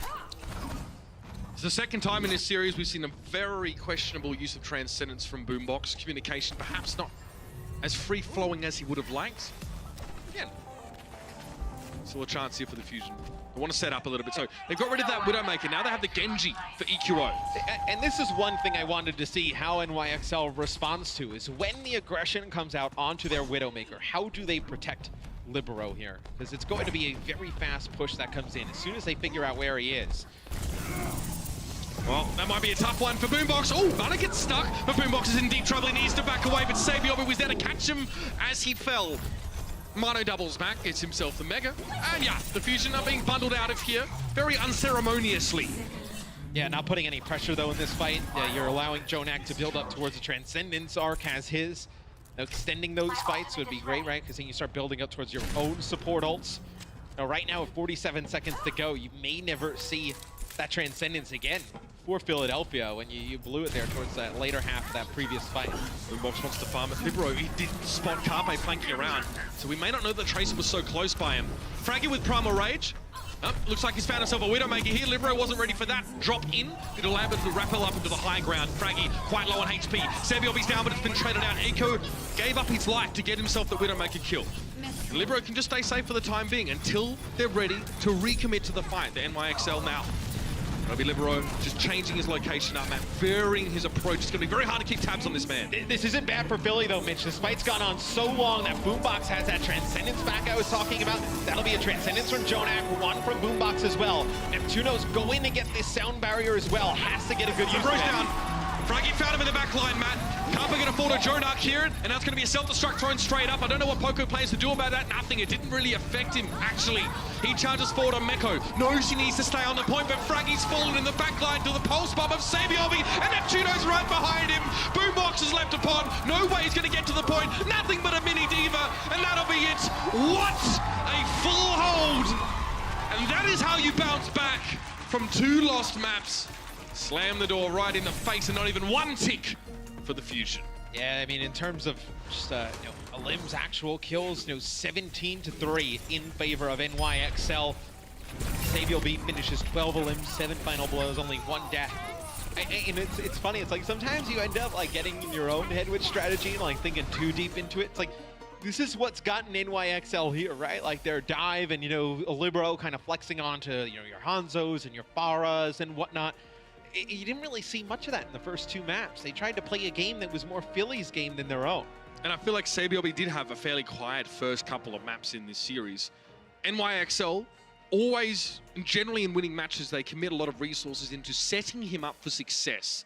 Not only just giving him space, but also making sure that Mano and Meko, they're both there, that Sabiobi has the protection, he has the entourage, as it were, to try and dive into the backline. Libero didn't have to do a heck of a lot. He got 3 picks, 2 of them were on EQO, so shutting down his opposite number, and that enables the Tracer of New York to go through and pick and choose his targets. Mano had a much better round as well, Matt. Only 1 death, 3 final blows, a very solid chunk of damage at about 2k. And this is why you see them usually play Snillo, because now you're going to have EQO play Tracer, and you're going to have Carpe play Widowmaker. So we'll see how this fares for Philadelphia on the defensive end. But if there were people wondering, why do they take EQ out, put Snillo in and whatnot, because you want that Tracer main, that Tracer specialist that Snillo is, combined with Carpe on his one of his best heroes, Widowmaker. Now this will be a test for EQO to play that Tracer against the likes of Sabiobi. I mean, suffice to say, this is a suboptimal setup for the Philadelphia Fusion in terms of who they've got on the Tracer. But Matt, they've got to try and hold out on this first point anyway, so it may well take something truly special. And who knows? Throw caution to the winds and see what happens. No Sombra from either team as well. This is usually a map where we see a ton of Sombra play. NYXL haven't played it not once this season. Yeah. Not once. It's interesting. They have opted to go away from Sombra. Maybe they don't want to rely on the Sombra here, knowing that the changes come through. Well, it's that, and also, does that mean Jonak would have to play it? You can't play Sombra and Zen. Will they put Libero on it? Libero was actually the Sombra, the innovator. He was the man that, had so many 6 setups with not only the Sombra, but also the main. There it is, Libero with 2! Set him up and he'll knock him down. It's a game of dominoes and the Fusion just can't win. Libero will drop down as Poco tries to salvage this situation, but there's nothing to be found except wet and salty tears. Libero challenged out on the point. EQO's Tracer just gets absolutely dumpstered, and the Fusion, weighed down by all the bin juice, try and jump out of the dumpster, but it's too late. NYXL say, stay there, we'll take the map. A little bit of a reality check there for Philly. The first 2 maps, they're rolling on through. NYXL's like, we're not done yet. Only 3 kills the entire map there for Philadelphia. You see the dominance of NYXL really show up. And this is where they needed to find it as well, and in a big way. This will slow the Fusion down, give them that pause for thought, and again, that closeout match will be looming over their heads saying, can we actually finish this series against arguably the best Overwatch team in the world? Yeah, with a hybrid coming next, you'll probably see Janus come in for Mono as well. And Mono's been a tank that's been very good for NYXL, Janus as well, but still a little bit of a change of pace going into this next match, most likely. It's one of the criticisms that were aimed at NYXL last stage finals. Why did you swap out Mono and bring Janus in? Perhaps now it's fortuitous timing. Perhaps now he's going to be able to rejuvenate them and see them take it at map 5. We'll find out after the break. The Overwatch League is brought to you by Omen by HP, the official PC and display of the Overwatch League. Intel, the official computer processor of the Overwatch League. And by T-Mobile, America's best unlimited network.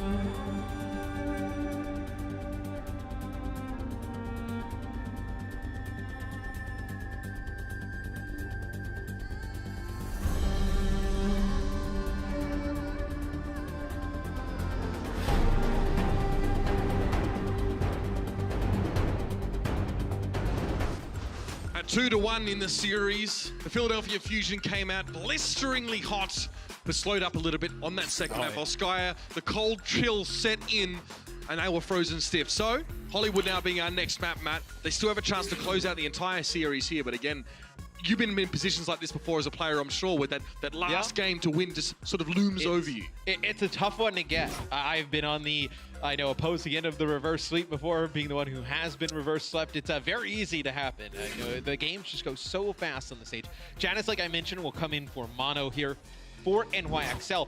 Hollywood is a map for NYXL that, you can play to a lot of their strengths, right? You can play on that first point if you wanted, like Tracer Pharah, which Libero can play that Pharah very well. SaveLB obviously would play the Tracer. You can play Junkrat on D. You could play, you know, Widowmaker all the way through that second stage of the map. You can play a decent amount of Genji. So this is a good map for NYXL. Johnny mentioned on the desk, sort of in that break, that Hollywood is that's an opportunity for the Philadelphia Fusion. I noticed that they keep EQO in the lineup, so you know it makes us wonder a little bit and want to theorycraft about potential team compositions.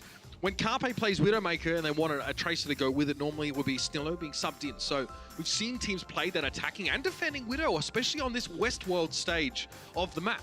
That may still be an option. EQO can play it. And EQO can play a good Widowmaker as well. Just struggled in that last map. Yeah, it just...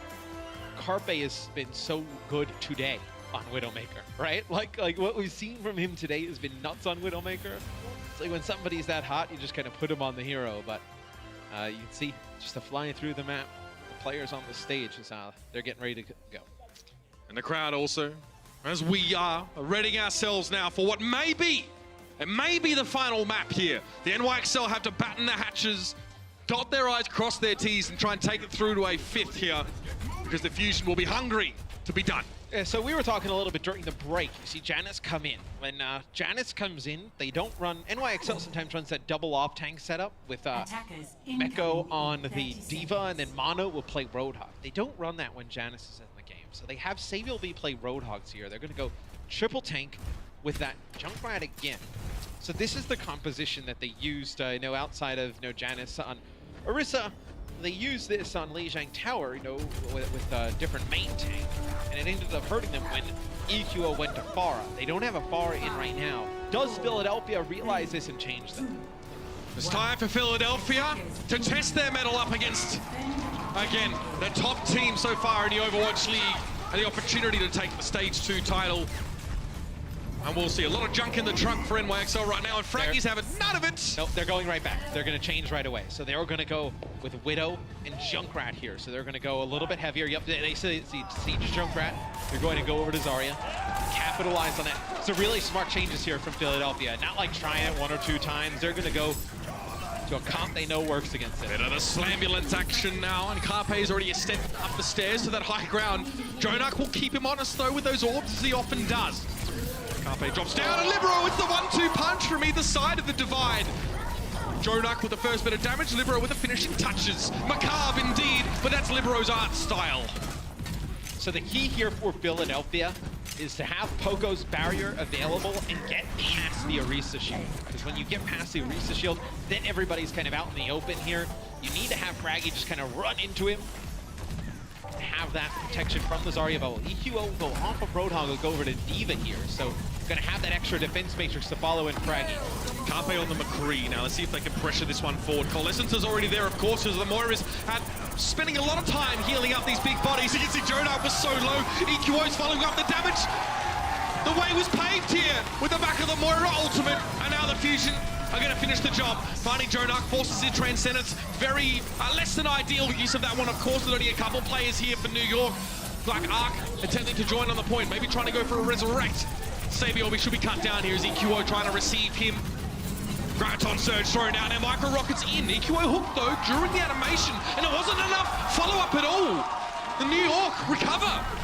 They're able to hold on. They use the grab when they don't really have anybody alive to capitalize it. And they know Carpe is still up on the high ground. You see him fall as well. Philly did make some progress, not able to take the point back. Both support ults used there for NYXL. Janus will change off of Orisa, will go to Winston, because you know as soon as they pass by that shield, you can't really get much value out of that Orisa. He would love to make Carpe's day a very sad one. Jonak again. The gatekeeper in the most unlikely package. He sends a bunch of orbs over. That's a pretty darn big earth shatter. 3 people locked down. Carpe finds 2. Deadeye finds its mark, and now the rest of the Fusion will group up and go again.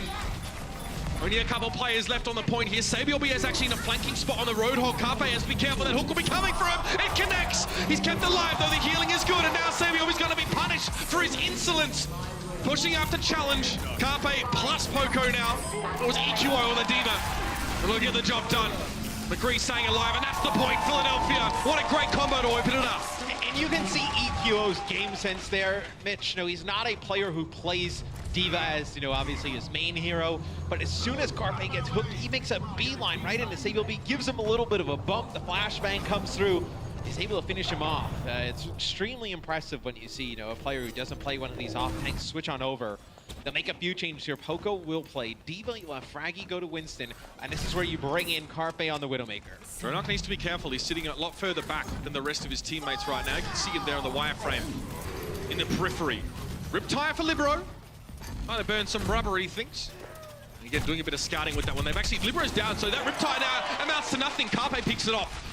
6v5 situation, and that will force the New York Excelsior to back up. And Philly, throughout that last fight, had actually held on to their sound barrier as well. So they still have the sound barrier from Neptuno. It's not used it yet. So this is the sound barrier he's got at the beginning of the game. Libero will switch over to Widowmaker here. Just trying to combat Carpe as... Looks like he pre-fired that. Unbelievable. Carpe v Libero now, the Widowmaker battle. The lines have been drawn. Carpe probably opting out of it for the time being. Fraggy takes a hit from the Widow's Kiss off towards the side, and that's the Transcendence forced out here.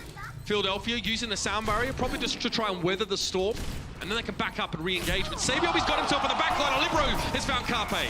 Sabiel just causes a little bit of a distraction there. Carpe looks down and maybe to the back, try and protect the supports. Sabiel with 4 in this fight. This will be Poco getting demeched. They'll let him just run away. May go back to the spawn and switch. And Neptuno will go over to Mercy here. You want to have that Mercy to be able to pocket that Widowmaker. Just be very careful, though, not to get caught in the sightlines of Libero. Yeah, I mean, peeking out into this opening is always a bit scary. Again, such a defensive setup for NYXL in that last fight, though. They're all sitting back so far. Carpe, 180 just for show, perhaps. Trying to get himself on YouTube.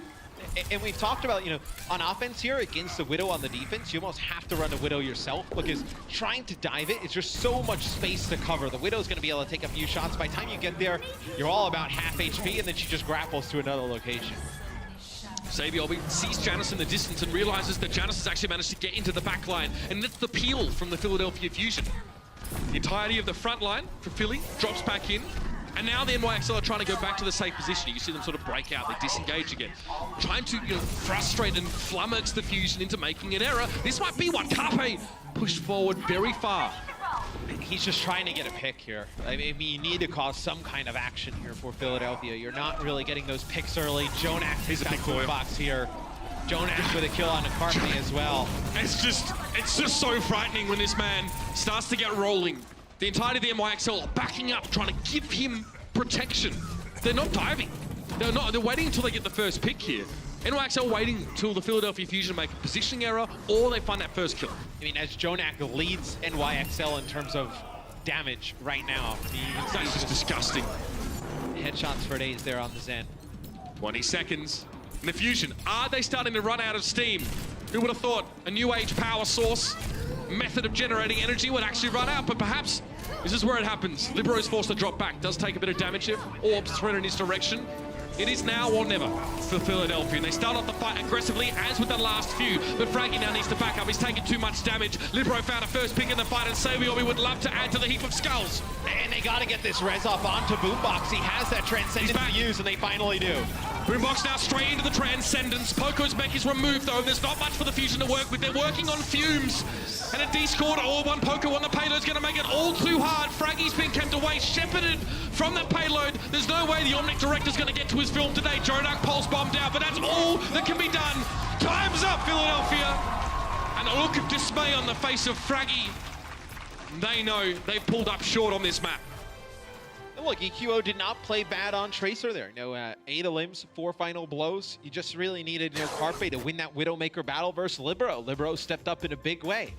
So I know he finishes, shooting 48% scoped accuracy, 31% in terms of crit. So nailing a ton of headshots there.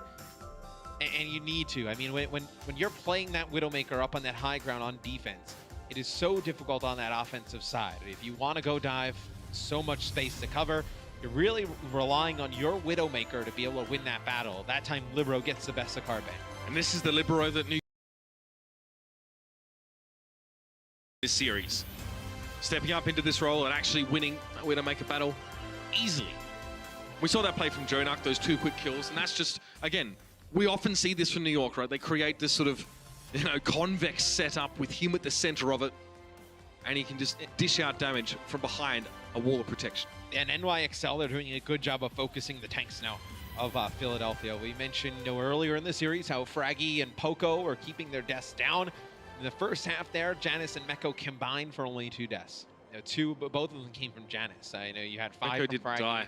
Yeah, 2 from Poco, so doesn't seem like a lot, but you keep those big bodies alive. It helps the healers, farm their support ults and whatnot. It just kind of spirals out of control from there.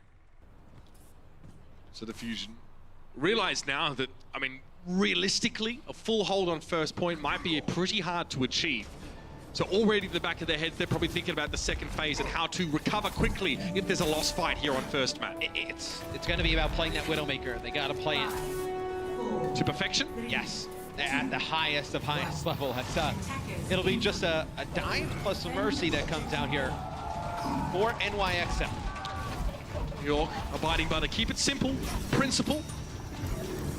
Just want to really get to grips with the Fusion again. To threaten Carpe with this dive could be a good play. But they see the Roadhog there. And oh, hello! It's the pain train! Straight out of the gates, the Fusion want to start up a bit of a brawl. And they found Arc. They're going to back away now. Fraggy sort of remains out, lacking the mobility to join the rest of his teammates, but that's worked. Well, if you want to play this triple tank composition here for Philadelphia, you need to put pressure on the choke. You can't allow the dive heroes of NYXL to come in and create those flanking opportunities. So I really like that they pushed up, taken this space, right? It's helped them build up some ultimate charge already. Potentially maybe for some changes out of NYXL. This Arc will go over to Lucio. You see Sabiel though, still lurking. There's not much he can do though against those big bodies, right? It's not like many tiny HP heroes he can just one-clip. Carpe, again, with his front line being so aggressive, he will have a bit of space unless Sabiel manages to get himself in between the tanks and him. EQO spots a little bit of action around the backside. He doesn't quite know what he's running into, so he needs to be careful not to overextend. Sabiel just got hammered there. The Tracer will be able to get out. Slippery. They want to close the gap onto Carpe, playing that Widow in the back. But it's difficult because you have to go through all these tanks. So one thing they can use is that mobility, right? Not a lot of mobility in the tanks here at Philadelphia. Sticking together though, benefiting from that healing. The Coalescence now as well, giving him even more incentive not to leave each other's side. I mean, they're from the city of brotherly love, Matt, so why not? Embodying that spirit, but Sabiobi, the pulse bomb on Fraggy, that could be the opener. EQO thinking now about going for the whole hog, but he's solo at HP, and everything, including the kitchen sink, is being hurled at the Fusion by the New York Excelsior, and it's worked.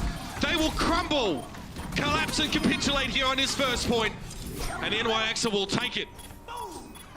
Extremely coordinated. They were able to get a Transcendence, they got a Blade. They used that Coalescence, they were just trying to keep everybody up for a little bit. Once it wears out, then that's when the Blade plus Transcendence comes through. NYXL will unlock the payload. A ton of time here, Mitch, for them to force this game 5. 4 minutes and 10 seconds on the clock. Libero will play Widowmaker again. So we're back to this Widowmaker versus Widowmaker battle. Inch by inch, the Fusion are losing that control over this series. New York really only have to get the payload down, mostly through this second stage, just outside the door. That's the start, though. Carpe finds Sabiel. Libero can settle to try and get some damage, but the rest of his team has to break sightlines. They're going to run Genji instead of Tracer here for the Philadelphia Fusion. So this is a comp that actually I kind of like. And EQO also is one of the better Genjis at finishing off kills. We see a lot of games he finishes high in final blows. So he's able to dart in there almost like a Tracer and finish these kills off and get out. Big involvement we saw when he first entered the Overwatch League. He and Fraggy were back to back, in a churning mess of enemies. They really like to get involved in those fights. Definitely not a passive Genji, and you can see it right there. EQO exemplifies it, goes in for Meko. Boombox seemed to be slightly mispositioned there. And Carpe now needs to back away. Janus is probably going to stick around for this one. Oh, the Primal Rage, you say? Oh dear, I guess I should have said the grappling hook now. It's going to get battered, but the healing provided by Neptuno. So all Janus is doing is zoning. And EQO goes back and he's just trying to farm some ult charge onto Janus because he knows he's not going to be able to take out Carpe in the back. They'll lose both tanks here early, though. That's the plan for NYXL, Matt. The front line have been taken down. That's how they start, and now we'll have to see how they finish. It's going to be Carpe here, removed. EQO, it has to be a game-saving Dragon Blade, and it's not going to be enough. Not even remotely close. Payload sailing towards the end, and you can see that Neptuno has to throw himself at the point in Valkyrie just to keep it going, but it works. It stalls out the payload for the scant precious seconds the Fusion needed to return to the fray, and now Fraggy jumps in. Primal Rage is there. Poco being shunted off. He's going to be de-seated in just a moment. Carpe might try and flank wide, but he may not have the time. They've got to go to the payload now. EQO blown up on the 76 as he tried to approach, and the payload is getting there. You better believe we get a map 5. It wouldn't be a Philadelphia-New York game without one. Another great performance from Libero here on Widowmaker. Helps him force a game 5. This one's going to be epic. It all comes down to one final map between the Philadelphia Fusion and the NYXL. Philadelphia already exceeded expectations, beating London today. First 2 maps looked incredible from them, but they're running out of gas. They need a little bit more energy to keep them going, to recover in between. And New York now are looking to be collecting their pound of flesh. It's going to be a rough one here, and we'll see you guys in just a few moments. We're going to be heading over to Control to decide the fate of these 2 teams in this series. See you then. The Overwatch League is brought to you by T-Mobile, America's best unlimited network. Omened by HP, the official PC and display of the Overwatch League. And by Intel, the official computer processor of the Overwatch League.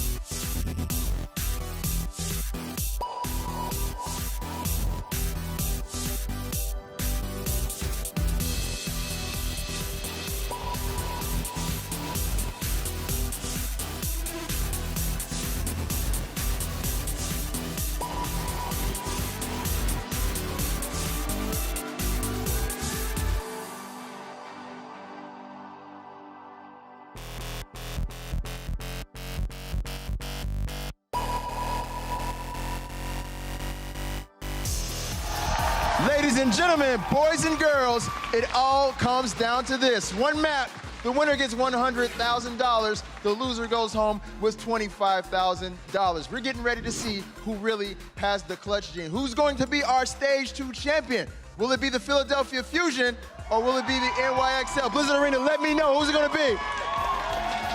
Let's find out right now and send it over to our casters, Uber and Mr. X. Definitely only one way to find out, Malik. It all ends here. Obviously, it's actually not control, it's full escort, so it's going to be Watch Point Gibraltar, the last map in this series. Can't draw this one, Matt, so this is it. It'll be Mono that comes in for Janice on the side of NYXL. No changes for the Philadelphia Fusion. You're going to run with this lineup. This is a map, Watchpoint Gibraltar, you know, towards the second part of the map. You definitely want a Genji player, potentially, so that's why you leave EQO in. We also have seen him play a good Widowmaker on this map in the past, but right now the Widowmaker battle has been dominated by Libero. He has shown up in a big way in the second half for NYXL. And that really set them on a trajectory to dominating that map. Because what that does is it gives Sabiobi now that man advantage to walk into. Fraggy, you know, the strategy that NYXL have been applying of trying to remove the tanks, get rid of the front line, worked a lot more in Hollywood than it did earlier on in the series. And surely the Fusion have got to be recognizing this. How do we shore things up? How do we recover that momentum that we lost? It's like, is there anything they can pull out of, you know, their strat book here that potentially catches NYXL off guard, whether it's on offense or defense? You know, maybe something like the Dallas Fuel, where they play like that Sombra composition on defense, where they play like Roadhog and they play really close to the payload. Like, maybe just try and catch NYXL off guard, throw something different at them. Things like that, where you can buy a couple of minutes at the start of a map like Gibraltar, start paying back dividends as you get towards the end, and you know that last stretch is so long and you find yourself running out of time as an attacker.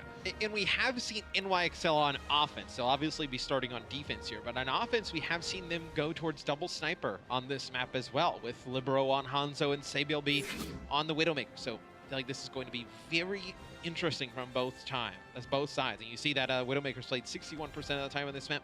Obviously great sight lines for Widowmaker, a ton of verticality for her to get set up on. Attackers incoming in As attackers on Gibraltar, you have very little choice but to be aggressive. You cannot sit around and wait for defenders to dive in. There's no pirate shim comp on this map. Very rarely would you ever see sort of a quad tank or sort of multi-tank setup comp on this map, outside of the two you normally would have. You've got to dive. So here's something that Philadelphia might be doing. They may just run dive off of the bat here because they expect NYXL to play the Widowmaker or 76 in the back, because they've been so successful with the Widowmaker at the start. So Philadelphia, Neptuno, we'll see if he decides to stay on Mercy. Potentially could go over, play Lucio here, but it just shows you don't really value the speed, kind of value that resurrection a little bit more. Yeah, Neptuno's a beast on that Mercy. The Caduceus Blaster in his hands is quite deadly. And now the Philadelphia Fusion look to finish what they started, and they begin with removing Meko from his suit. This now provokes a retreat from NYXL to the server room. But you notice that Carpe was looking deep. Oh, Jonak's caught out. He can't actually get back to his teammates, or can he? There was an attempt from Sabiobi to protect him, and now Mano throws himself in there, but Jonak falls despite this effort of peeling. And maybe what they want to do here, Philly, is force NYXL to play dive. How much through this series have they really coordinated these dives with Libero on the Genji? They haven't played it that much. They've been going to a lot of other different comps. So you know Philly, very strong with that dive composition. They're going to try and put a lot of pressure on Jonak in the back. He's been putting down a ton of damage so far in this series. Arc is going to be playing Ana here, so you'll probably see him stay on Ana here through the second stage of the map. Now that will give them one less sustain ultimate, so you won't have the benefits of whether it's a Valkyrie or a Sound Barrier. Nano Boost can be considered as effective health, given that it reduces damage. Only to one player, though. That's right. Definitely not the same. Carpe has a Pulse Bomb, and Meko may have exhausted most of his defense matrix. Carpe's looking to do a bit of a deep dive. He's found Jonak. Pulse Bomb doesn't connect. He's forced to recall out, but the Transcendence, regardless, is still used. It looks like NYXL are actually looking to use that, though, in a combat sense. But EQO, the Dragon Blade has been drawn. Libero's down to Poco. Mano trying to dare EQO to approach it. He debates him in with a big old Primal Rage. Yeah, he's able to dodge the effects of that Dragon Blade, and now Mano just looking for more. He's looking for Neptuno. Neptuno gets back towards his Zen. He's using that Transcendence as they're going to use the Nano Boost here on Mano, trying to put down some extra damage, finish some players off. The peel is there from Poco. They know that Sabiel B is behind them as well. As Philly has come out storming through Gibraltar. Not having a Widowmaker, the Philadelphia Fusion can't use her to shut down particular points of entry or try and dominate sight lines, but they're happy with that. They want the Excelsior to come to the mat. You might just be right. You know, make NYXL play their game and then beat them with experience. Libero's half HP. Does he still opt for the Dragon Blade here? Yes, he does. He got a bit of healing in the interim, but Mano's down to Poco now. A big tank, a big name missing for NYXL, but Libero looks to try and fix that right up. Poco down. Libero falling, but Jonak removes Boombox, and now it's just EQO on the point. Fraggy's too low to participate in this fight. It's just the Genji. He is down. Yeah, Neptuno tries to get back to Boombox to heal him up, but Sabiobi kills him before that, and then Neptuno's just kind of stuck, right? He's standing there over Boombox's dead body. Sabiobi takes him out as well. Jonak gonna get close to a Transcendence, so you'll have that Transcendence to combat the Dragon Blade that comes in from EQO. For Philly, you need to force out that Transcendence before you use that Dragon Blade. It's a good spot for Dragon Blade as well, right? You know, in the back of that ship. Love it. Big deep dive there onto Boombox, and that is the NYXL dive that we haven't seen a lot of this series, Matt. But it works out. Fusion, maybe. Be careful what you wish for. Well, they're going to res Fraggy here, and Mono is down. You don't have a res available, obviously, for NYXL, so there's a small window of opportunity where maybe you can attack here for Philly. Sabiobi didn't want to pulse bomb that, and Boombox has to stand up for himself here. He has to be able to handle Sabiobi. Arcs down on the back line, though. Neptuno doesn't realize that Sabiobi was going to remain in the back line, but he's down. Pulse bomb dropped, though. It's a 1-for-1 trade. Tracer for Zenyatta, and now Jonak deals with Carpe. So both teams are missing the Zippy Brit, and that's beautiful. It's just so lovely. Jonak sends his orb sailing tranquilly over to belt Neptuno in the head. And Arc is the one who keeps Jonak alive. He gets extremely weak. He hits a nice biotic grenade onto him, heals him right back up. Carpe is forced to use recall, and then Fraggy is kind of there, just stuck. As Arc will switch off of Ana, we'll go to Mercy here. So now you value the res, you value Valkyrie as a sustain ultimate. Philadelphia Fusion right now, they just value winning. If they get stalled out here, they will most likely lose the series. Their victory must... What? Again? Unbelievable from Jonak there. Finds Boombox again from the middle of the shuttle bay. And Carpe's down. This isn't working for Philly. They're getting dived on. They don't like it. They're being forced to eat their own medicine. They're having a very difficult time getting to the high ground onto Jonak and forcing him out of position. He's able to just sit back as a turret, just put down these shots. This is where you may think about switching over to like the Widowmaker, right? Where all you need is that one shot to make a difference. You don't need that dive to get to the high ground. Mono has also been a troublemaker here. As you see, Sabiobi takes out Boombox, but that's set up by Mono. Mono jumps right on top of him. Sabiobi there to finish off those kills. The Fusion are going to be champions today. They need to show us true grit, and they need to be able to recover from this. They use Valkyrie to engage here too. Self-destruct will force Libero out of the side room, but the Fusion don't do too much with that. It's just to give Poco a little bit more health. So yeah, they've got a full health Diva coming in now. Pretty sure Fraggy. Yeah, Fraggy's just trying to jump in. He's just sitting around the corner from Sabiobi right now. You can see him there. They're getting ready for this dive. They're waiting out NYXL's Valkyrie. So they got them to burn Valkyrie. You still know Transcendence is here. They just have not been able to get it out. So that's why you've not seen EQO with the Dragon Blade. Mono will use Primal Rage. Philly's probably going to try and disengage from this mission, which they do. They back out. Mono will back out as well. Maybe have Fraggy use his Primal Rage to try and force out Transcendence. Seems what they're trying to do. Pulse bomb Sabiobi. Fraggy to jump out there. He's actually done well to survive that one. And Sabiobi's going to drop in. Pulse bomb delivered. Doesn't find the kill though. Neptuno only takes a very small amount of damage. A pittance really against what we've seen Pulse bombs do so far in this series. But there's EQO. Sabiobi comes back and he makes good on his promise to wreck the Fusion. Neptuno goes for the Resurrect. They need EQO standing. They need the Blade, but the Transcendence has already been used. They got nothing to back it up with. They had to use the Transcendence to revive EQO because he falls right at the beginning.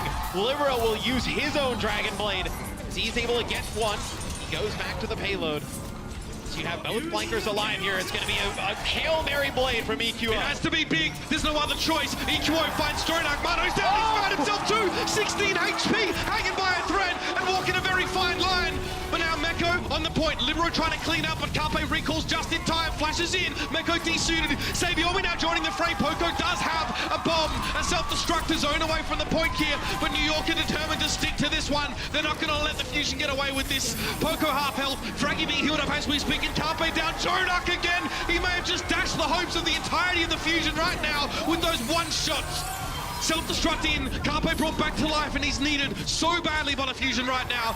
Jonak now getting taken down. It was EQO to fight him. Neptuno flying back to Boombox to heal him on the point. The Pulse Bomb, though, found the Genji. Now it's time for the Coalescence, though. Sabiobi looking worse for where Arc gets taken down. Poco found him. Meko, only a little bit of HP. He'll be desuited, and he'll be disciplined. Libero jumping in, a very low health Genji to try and keep this one going. Nowhere to be seen, though. Sabiobi can't get there either, and the Fusion are still alive. EQO keeps him in this offensive side. He's able to pick up the kill on Jonak. Arc then uses Valkyrie to try and get up in the sky, and he somehow gets up to take him out in time. Oh, by the way, then off the respawn as Jonak takes out Carpe, EQO kills Jonak again just as he gets Transcendence. Huge plays there from EQO. Talking about the Hail Mary. And it looks like the Fusion got the blessing they were looking for. Carpe, that one's been thrown over the edge, my friend. He won't get the pick on Mano. Mano now will try and cause some trouble in the back line. It's Libero's turn to step up and draw the sword. Neptuno nothing but the blaster. And it's not going to work. Libero will take 2 kills and be happy enough with that. Good protection by Meko to keep the Genji alive after he took a deep foray. So you get the blade out there. No Arc getting close to Valkyrie yet again. No support ult here for Philadelphia. So your best kind of plan of attack here is to maybe use this Dragon Blade, get both support outs from NYXL, and then have a chance, because Neptuno may get to Valkyrie at that moment in time. Sabiobi, again, looking for those supports. Boombox is getting used to this by now, being threatened. Poco dips back straight away, but the stick is still there! The Zenyatta blown to smithereens, and Sabiobi's not done there! 2 supports for the price of 1, and EQO, frustration, of course. He doubles back, he gets rid of Sabiobi, but that's it. And now NYXL could choose to spawn camp here. The Celtics trying to force them away with 2 seconds left. There won't be enough time. The Fusion stopped dead in their tracks. 2 checkpoints and 50 meters. And now, New York know exactly what they have to do to take this coveted Stage 2 title. Really smart plays from NYXL to push straight through there, not give Philadelphia the space to make a play, not give them the opportunity to get a big blade off yet again. Now, EQO did force out that Valkyrie on the flank, but they just were not able to get that Transcendence out. He doesn't actually even get a chance to use that play there towards the end of the match. And now we'll see if NYXL can complete this reverse sweep. Now, they got reverse swept in the Stage 1 finals. Be a nice way to end this one, getting a reverse sweep of their own, but Philly, I feel like, is not going to go down without a fight here. This is not going to be an easy offense. NYXL, by no means expected not only to have to face the Fusion in this final, but to be pushed to their very limit. And I guess sometimes it takes time to recover from the initial shock of it. But the Fusion have learned, they've developed over the course of the 2 series today. And now this is where we see the fruits of that labor. We see if the manifestation of the lessons they've received so far is going to be enough to hold the NYXL back.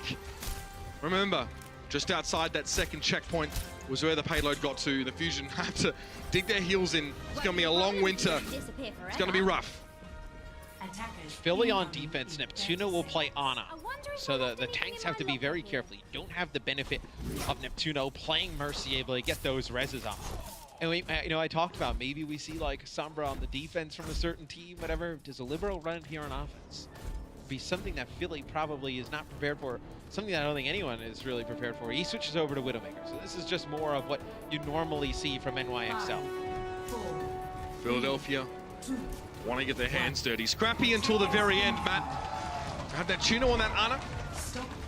Can they pressure Libero? Can they pressure Jonak? Force mistakes out of New York. Widowmaker already at large, and Libero taking half of Fraggy's HP on the first push outs. And he doesn't, he's shooting, he's maybe thinking there's like a Widowmaker mine here coming through the top. Obviously, does not have the right insight that we all know that there's no Widowmaker on the other side, so. Just gonna have 3 sight lines here. He has to be very careful though, he doesn't get dived.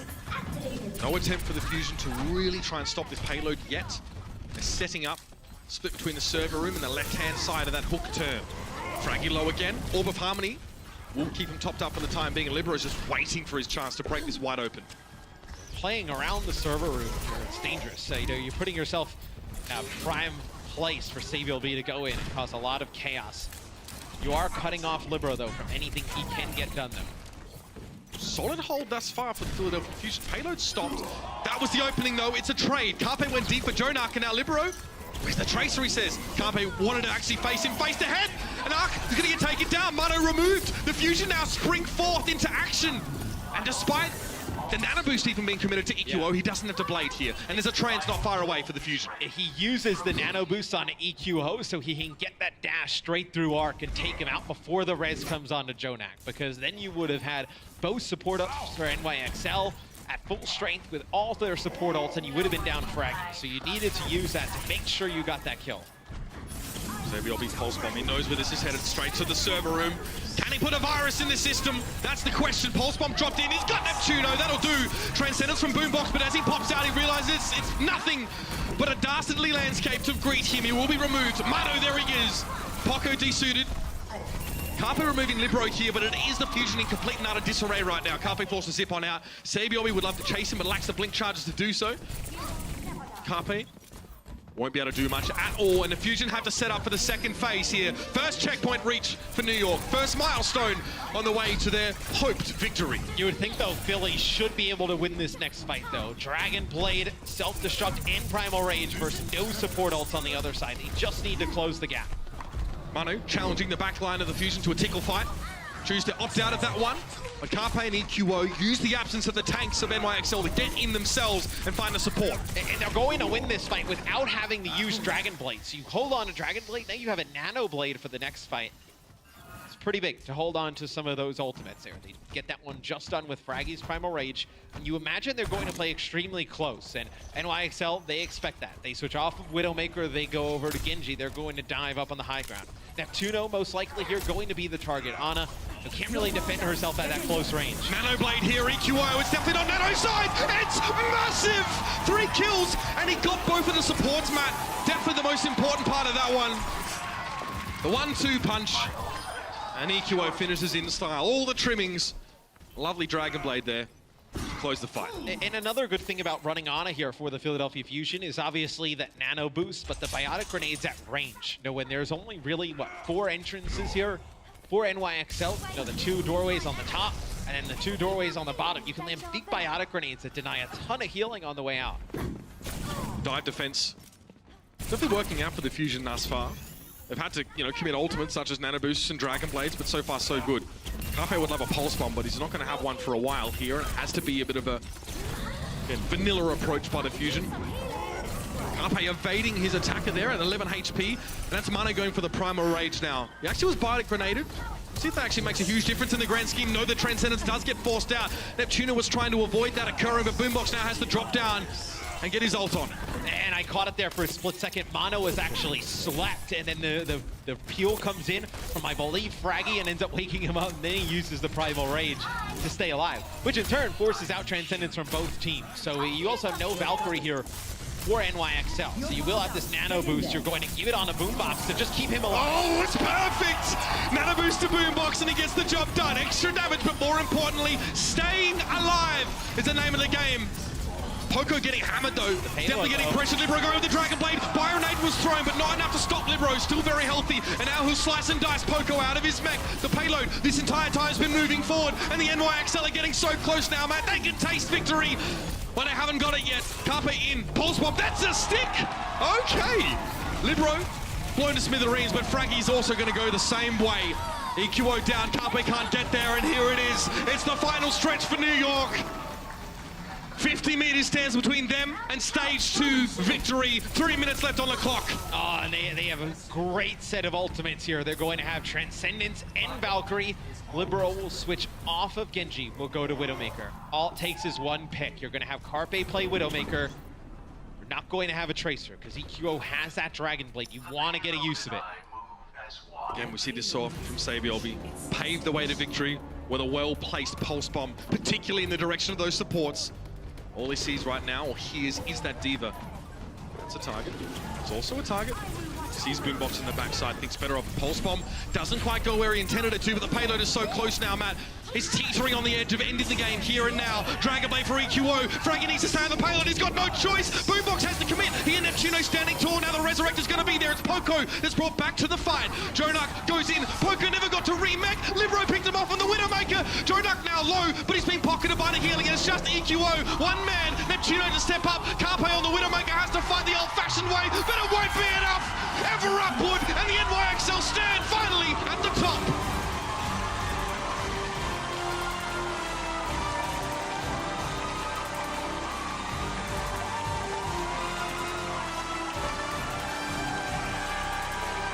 Many fans would say they should have had it in stage 1, but here in stage 2, they really had to work for it.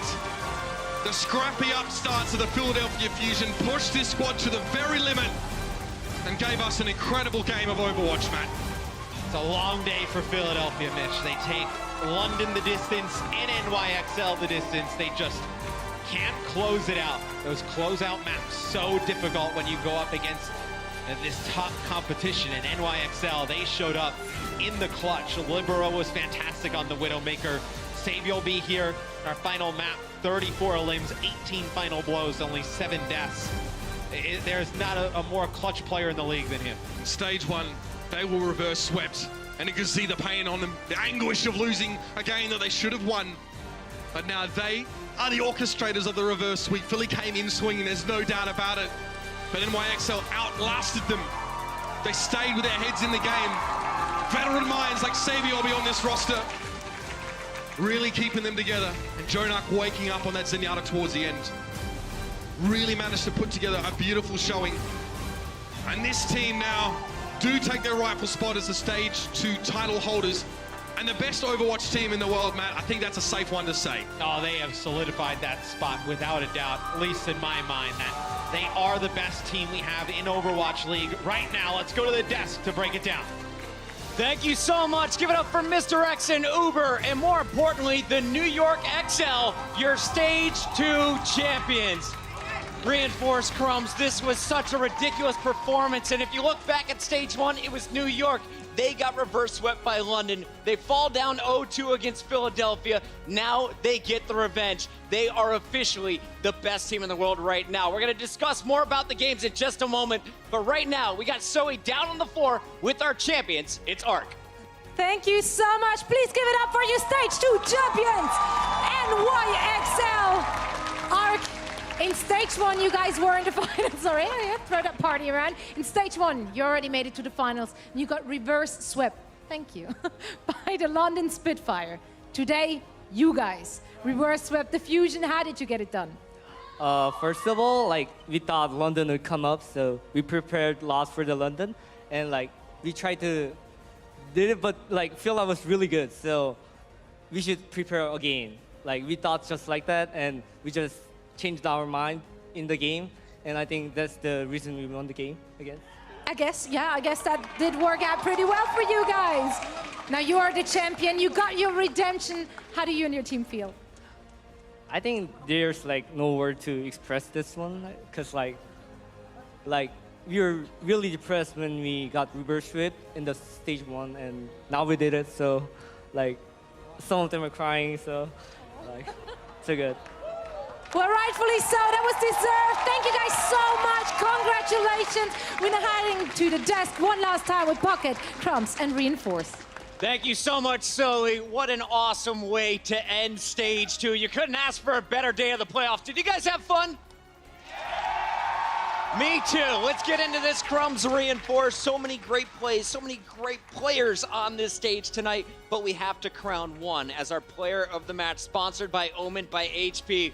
Who are you going with? It's so tough to choose. This guy has been making waves on New York ever since this stage, because this guy just did flex DPS Libero. He had such an amazing And he just changed the momentum of the entire finals. Going into Volskaya, he completely shut down the Widowmaker of Philadelphia Fusion, and he completely won the map, basically by himself, especially on that attack, getting 2 quick kills. And with that momentum, they just carried on forward and managed to reverse sweep on the hands of Libero. Saibjolbi, such a good tracer, but Libero, he was the star of tonight. It's just not fair how much talent this guy has. He's legitimately top 3 in 6 different DPS of the entire world. He's always showing up. He's a rock for this team, and today they hinged on his flexibility to be able to take down Philadelphia, and he did it. And now that they have $100,000 in their pocket, their shoe game is going to be unstoppable as well. It's been a really good half to the first half of the regular season. So far, we got New York at 18-2 with the overall record.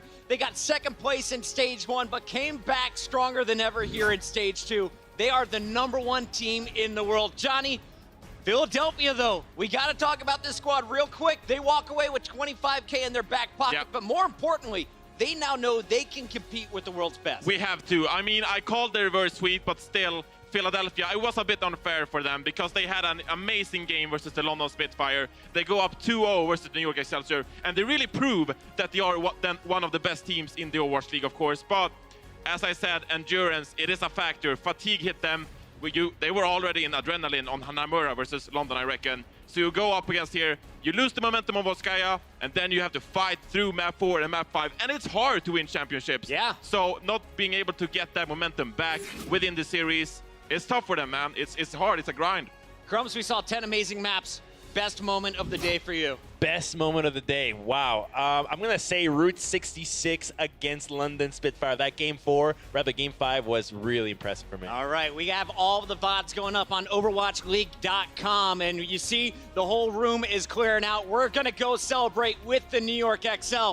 We are halfway through the regular season of the Overwatch League, and the action is picking up in just about 9 days. For now, we want to thank everyone for tuning in. Enjoy your ranked games tonight. Don't play Widow if you're in Plat. We'll see you later for Stage 3 in 10 days.